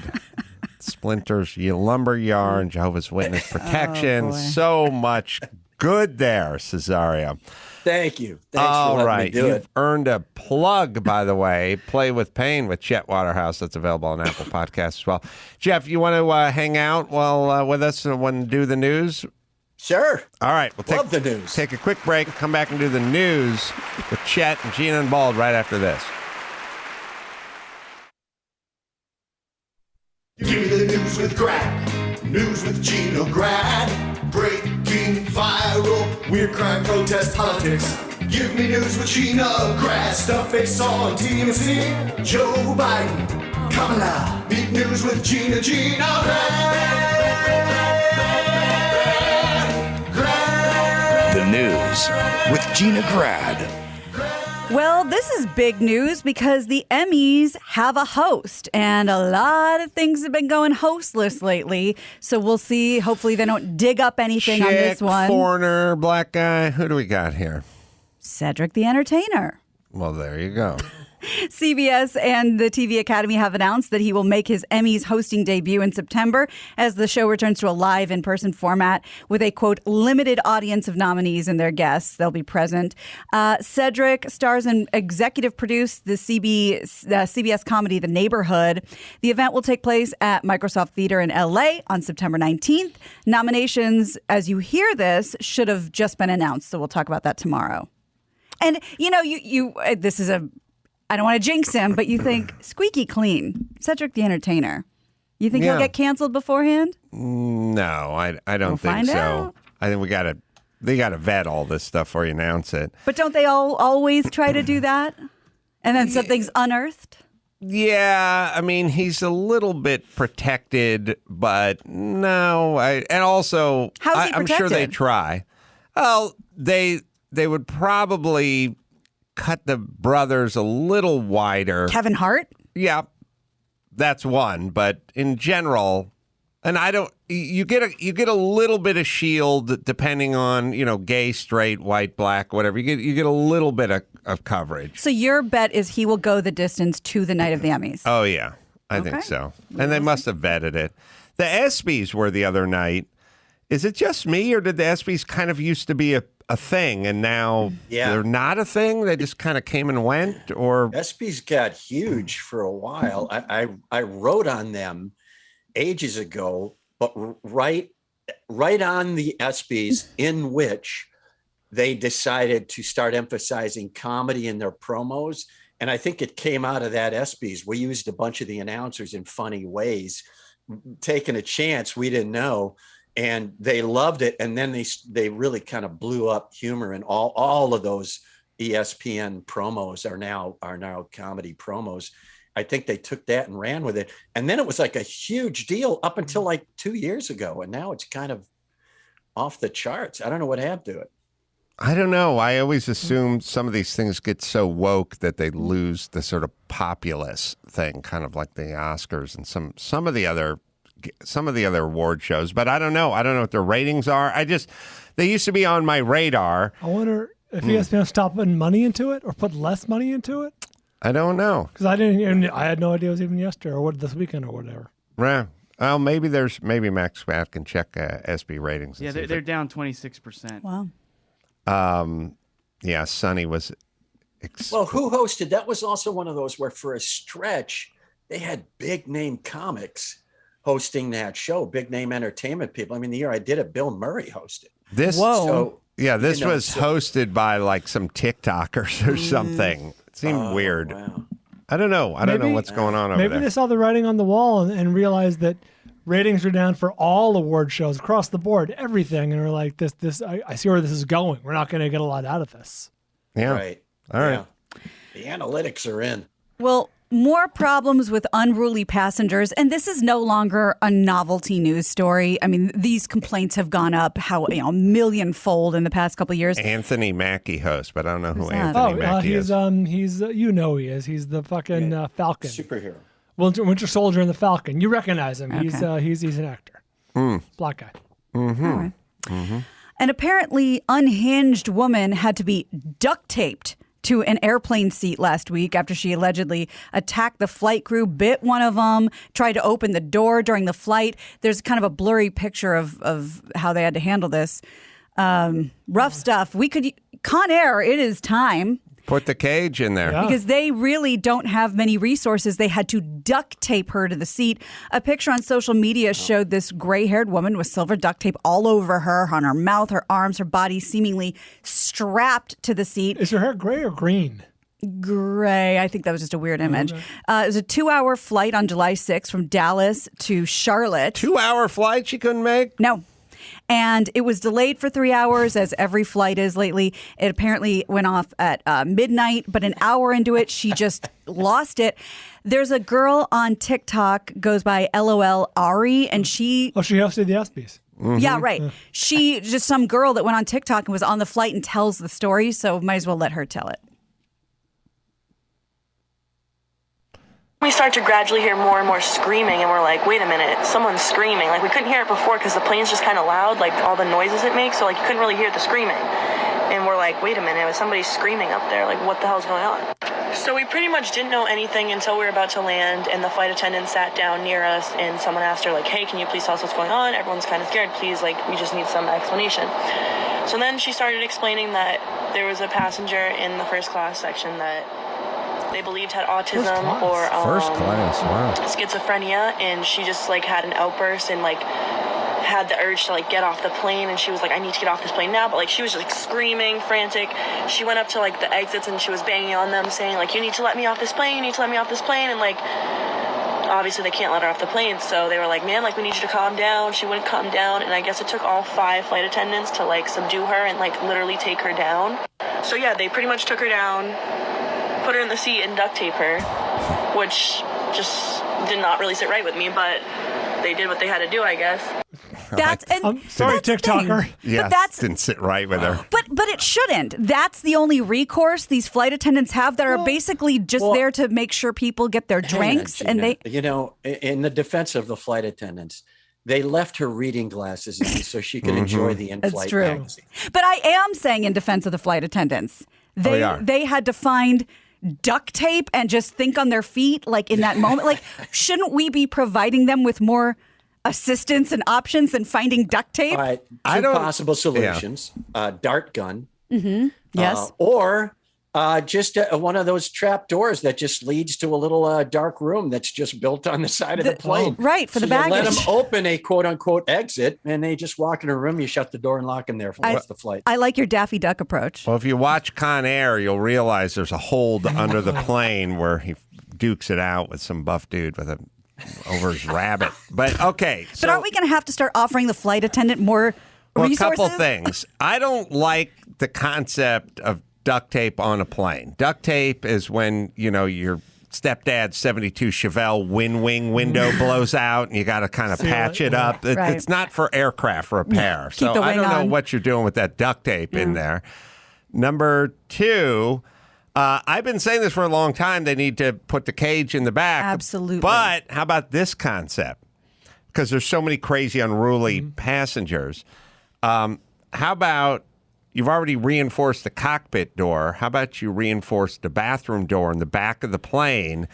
And that will be the drunk holding cell. That's where we'll put you. Interesting. You go in there, reinforce, shut. You can use the bathroom if you want. We'll just put that 2x4 in front of it. Yeah, and that's where you shall reside for the rest of the flight. What was it called in the 80s? The bar?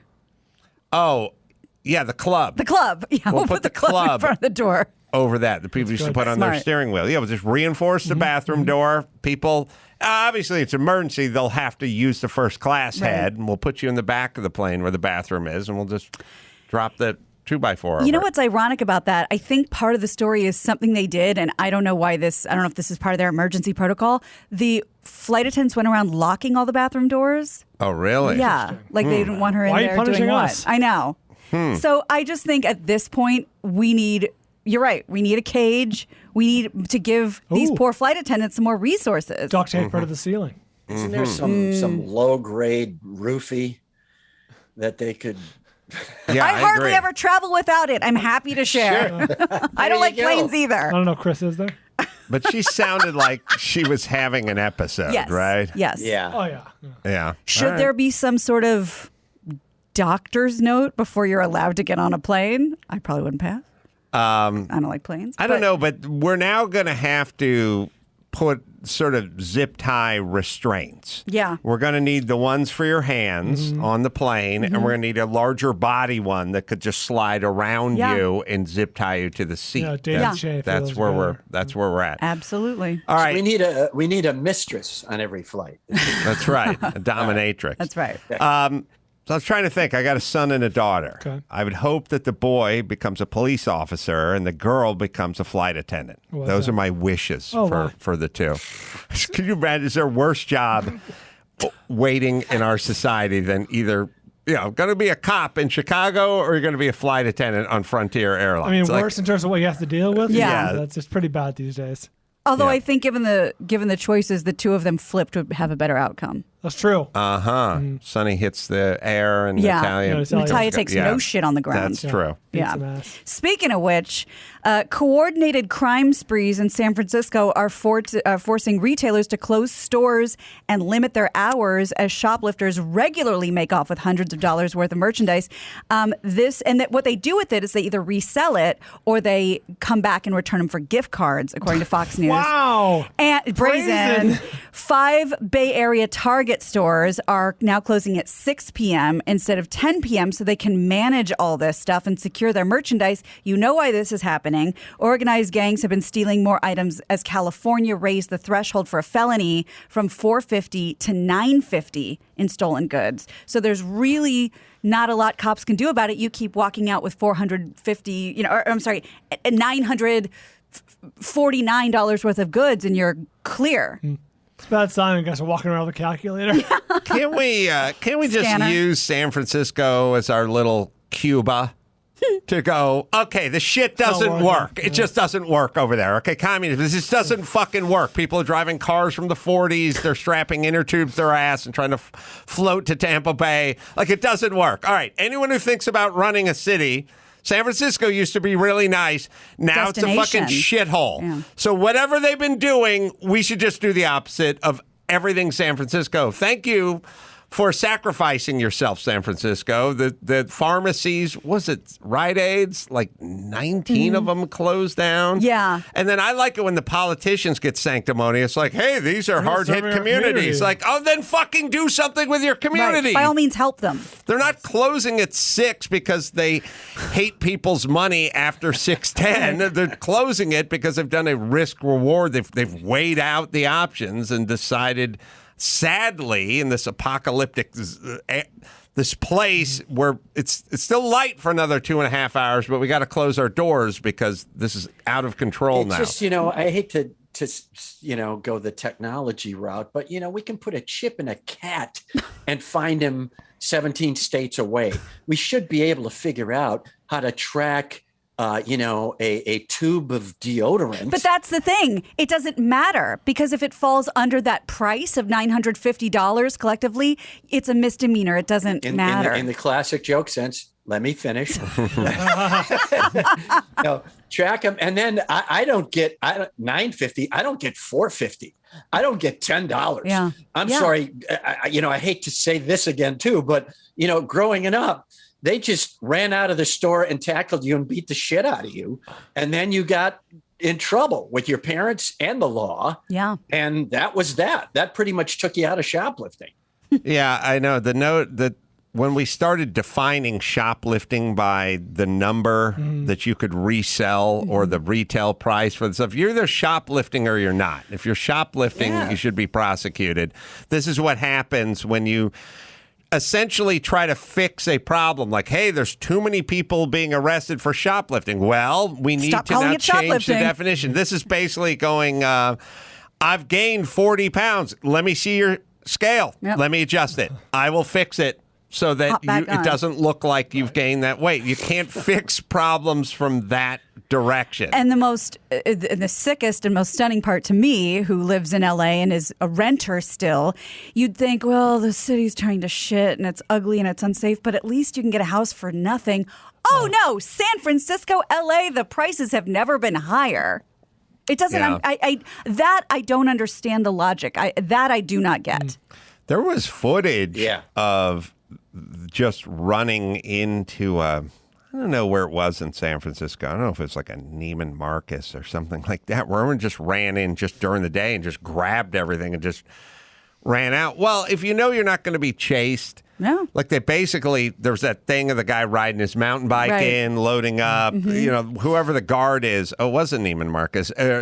The guards are told to stand down. Yeah, he kind of tried to swipe at it, but it didn't fall. Yeah, it's all my dogs in the airport theory, which is the second you go, well, you can travel with your dog, but we're not really going to look at papers or, if you have a legitimate medical problem. And the next day, everyone just shows up with their dog. That's how humans work. It was sadly. funny because that particular story with the anchors talking about it, one of them's like, well, maybe it was stuff that he needed. And the woman goes, those are hair products.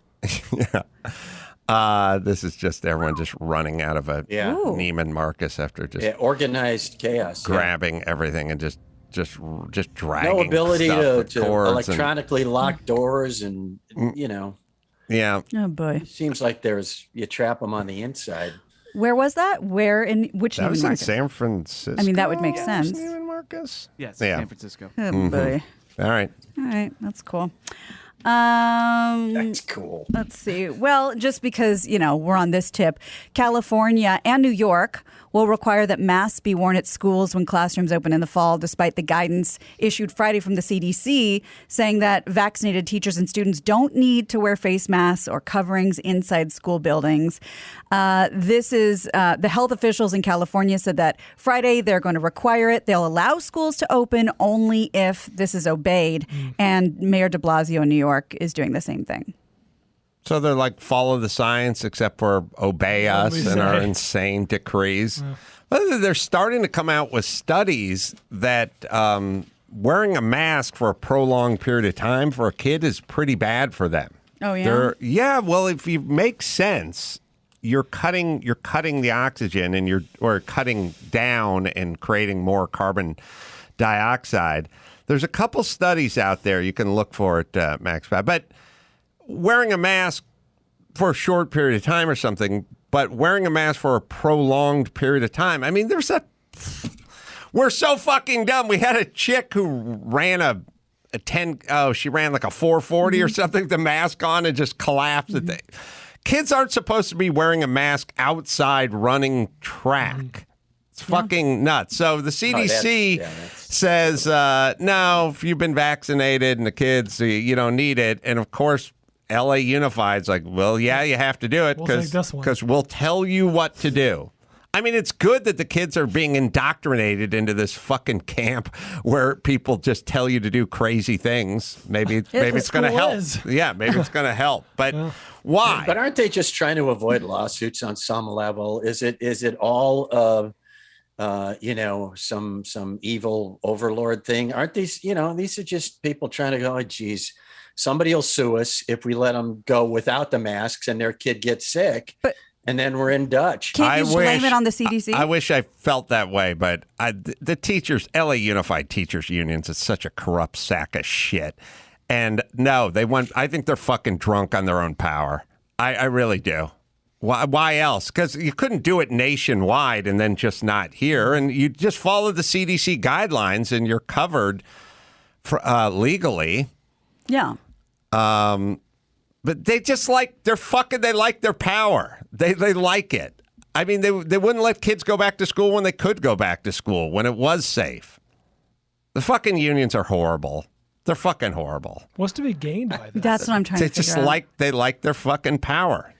They're somehow more corrupt than other things. No, they're other things are corrupt. They're more corrupt because they're there to help kids and they're fucking kids up and they don't want school choice. If we had school choice, then there would be some competition and they would have to up their game. They're just ironically corrupt because they're teachers. The mafia's corrupt. I'm sure the garbage man's union's corrupt. I'm sure everything's corrupt. They're just ironically corrupt because they're there to help kids. The mafia stands by it. Yeah, so Right. We have the study. Max, Pat, you have the mask study from Germany and Poland. Yeah, by the way. So it's also published, but it says 45.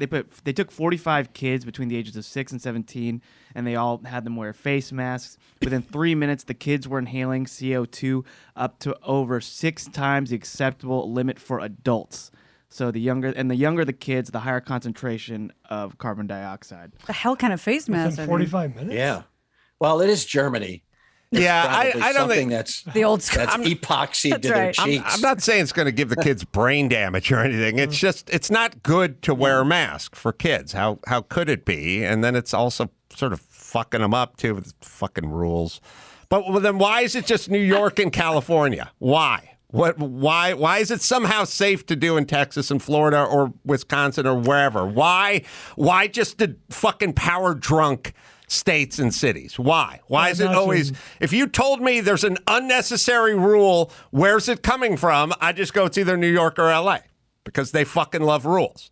and they love power. If they're just overcrowded. That's what I was about to say. My only theory is if now they've lessened it from 6 feet to 3 feet, and that's, I guess, for schools or whatever, and overcrowded schools can't do the 3-foot thing, then this is the loophole. Because just saying they love power, I get it, but it's like it can't just be. They have to at least put a face on it. Well, the teachers' unions are fucking corrupt and they're horrible. And they do like power. And so the whole COVID thing gave an excuse to go, oh, not so fast. And then you went, go back to school, go back and do your job. And they went, not so fast. Here's what we want. We gave them something to trade with us, and they like trading. So they went, not so fast. Every single thing we've said to the teachers' unions, they've went, no, not doing that. Not so fast. It's safe. What do you think? You don't think that? Why did we go back to school? Why didn't we go back to school then, Jeff? Here's what I think. We're trying to sort our way through just a bullshit storm. Anytime this happens in American society throughout history, it takes a while to sort through the bullshit, whether it's another disease that happened 100 years ago, whether it's secondhand smoke, whether it's seat belts, whatever it is that we have to eventually grudgingly from both sides realize that something needs to be done for the good of the larger society. There are people from all sides who are coming into this, and it just takes a while for the dust to settle. It's going to take us a while to steer COVID into Fluville, but we're closing in on it. I mean, I'm sure people were up in arms over the flu the first time it happened a gazillion years ago when people were dying and they were closing schools and whatever else. So it just takes us a while because we have people at such extremes that it takes the center a while to pull them together magnetically until everybody goes, that's COVID. You get your shot, you're done with it. Nobody even thinks about it. What's the latest dinosaur that's going to try to kill us? That's what I think is going on. And I would agree there is corruption on both sides. I think there's corruption everywhere in this, but there's corruption in society. There's always been corruption. Go back to Tammany Hall. It was ridiculous. So I just think this is par for the course, and we have to try to steer our way through it. Thank you and good night. All right. I fucking hate the unions. And that's Jeff's 2 cents. They don't seem to give a shit. Nah, this is California. I'm not talking about the rest of the country. L.A. Because this isn't a problem in the rest of the country. It doesn't appear to be a problem Not anywhere from this else, news story. but here it does. Oh, I just say, whatever the fucking CDC says, we should just go off it. If we're just going off of, there's a sanctioning body, the CDC or WHO. If they say you need masks after you've been vaccinated, then you need masks. If they say it's not necessary, then there you go, teachers, unless you know more about this than they do. Because there seems like something you know that they don't know, and it only goes one direction, and the direction is either lock it down, stay home, or do what we tell you to do. That's what's going on. There's no other. It's clear as fucking shit to me. It's been going on for a long time. Do you think they're physically worried? They've been vaccinated. Well, I think they started at a place of worry back before vaccinations when they just said, it sounds good going to school, but we can get infected. Right. And until everyone is vaccinated, we can't go back. Right. Well, now everyone's vaccinated, so why do we have to wear the mask? Yeah. Well, all right. So we're in the gray area. We're trying to get the pontoon boat over the rocky shoals, and it's going to take us another year because nobody knows who's steering. There's one scientist up front with one eye open, and we're trusting him. That's the best we have in American society. That's how we get through this shit. Well, you could just look at the data and look at how it affects kids and look at the 1,000 other school boards that are open without masks. That's what I'm saying. Just use them. True, but at the same time, now they got this variant flaring up in weird areas of the country that seem to be rural areas, but where are they going to go for treatment? They're going to go to the cities. But it does seem that the people who are being affected by that are people who are not vaccinated. Right. All right. So how do we get that happen? Well, Joe Biden said they could do a door-to-door vaccination, and then somebody got on TV and said they're going to come door-to-door and take your guns and Bible. So there's just constantly it's like a seesaw. It is, and until the natural gravitational pull evens that seesaw out, That's when we'll be calm, and some other hellacious cicada invasion will come, and we'll be worried about that, and COVID will be the flu. And all right, well, everyone can mask up, go back to school. If they let you go back to school, that'll be interesting, because if there's a flare-up, the teachers don't want to go back to school. Well, that's basically what I'm saying. I agree. That's my point. Well, like early on, there was a reason why it all made sense. The teachers, maybe the union didn't want to go back to school and using that as a leveraging tool. But now that they can go back, these are the two largest school districts in the country. And it was pointed out, maybe in a lot of schools, we can't guarantee the distancing. So maybe that's where the mask mandate comes in these two districts only. It's only all right, well, then explanation. they should say that. Well, I think I think it's all political, because it's not a coincidence that it's the most progressive of the unions. Well, the San Francisco school district could be doing it, and Seattle school district could be doing it. I think it's the two largest. That's the most logical explanation. All right. But yeah, then by all means put that out there. I don't know. You can have a large district, but I don't know that in a small. But it's still 30 kids per classroom or 20 kids per classroom. Like, I don't know that just because we're large that we have more people in a concentrated area. We just probably have more people in more schools spread out. I don't know what the average size classroom in Muncie, Indiana is versus Los Angeles, but there's probably put X amount of people in it. I think they're fucking drunk with power. They don't want to give it up. They've never said at any point in time, like, all right, we'll just do what the CDC says. Well, fine, we'll go back to work. So they fought it every ounce of the way. They should learn a little from Jimmy the Caller, and loosen up the regulations a little bit, and maybe be more giving and polite. We could all organize. My point is it's not up to them to set the regulations. They're not the fucking CDC. If the CDC says you're vaccinated, you can go back and you don't need a mask. Those are the regulations. You don't get to make your own call just because you have a huge union and there's no alternatives but to use your product. That's what they're doing. That's my point. You guys are fucking lowlifes, whatever. You're not experts. Listen to fucking Fauci, follow the science, and whatever they dictate, that's what you'll do. It's very hard to argue with that. That's the way I feel, but not Jeff Cesario. All right. A spirited debate. Let's bring it home, Gina Grad. You got it. I'm Gina Grad, and that's the news. It's going to stink down there. Gina Grad. That was the news with Gina Grad. All right, let me tell you last but not least about Edmunds. Oh, the car market's getting pretty competitive out there. Edmunds has been de-stressing the entire car shopping process for 50 years plus. They do reviews on cars that they get them and they don't have them given to them. They purchase the car and they drive them for a year, and they go over every ounce of the car, and they take copious notes, and they will tell you what cars do what and when. Every year, Edmunds editors drive over 500,000 miles and conduct thousands of hours of testing on hundreds of new vehicles. And like I said, they're not in the back pocket of Detroit or Japan or Germany. They buy the cars, they drive the cars, and then they give you the information. So if you need a new car, you go to Edmunds, right, Dawson? Shopping for a car can be overwhelming. Edmunds is here to guide you to your perfect vehicle. Visit Edmunds.com to see their best car rankings and search for vehicles near you. That's EDMUNDS.com. For cars, there's Edmunds. All right, Raleigh, North Carolina, Good Nights Comedy Club this Friday and Saturday. We'll do a live pod there, and then I'll do stand-up there. Oh, you played there? I've played Charlie Goodnights, yeah. Oh, nice. Kyle Dunnigan's going to join us up there on Saturday, so that's always great. You go to AdamCarolla.com for all the live shows, because I'm doing stand-up everywhere. Cesario, his very funny stand-up album, What Was I Thinking? It's available on Pandora, Spotify, and anywhere else you get your music. And go to his website, jeffcesario.com. And until next time, it's Adam Carolla, Jeff Cesario, and Gina Grad and Ball Bryan. Say it. Mahala.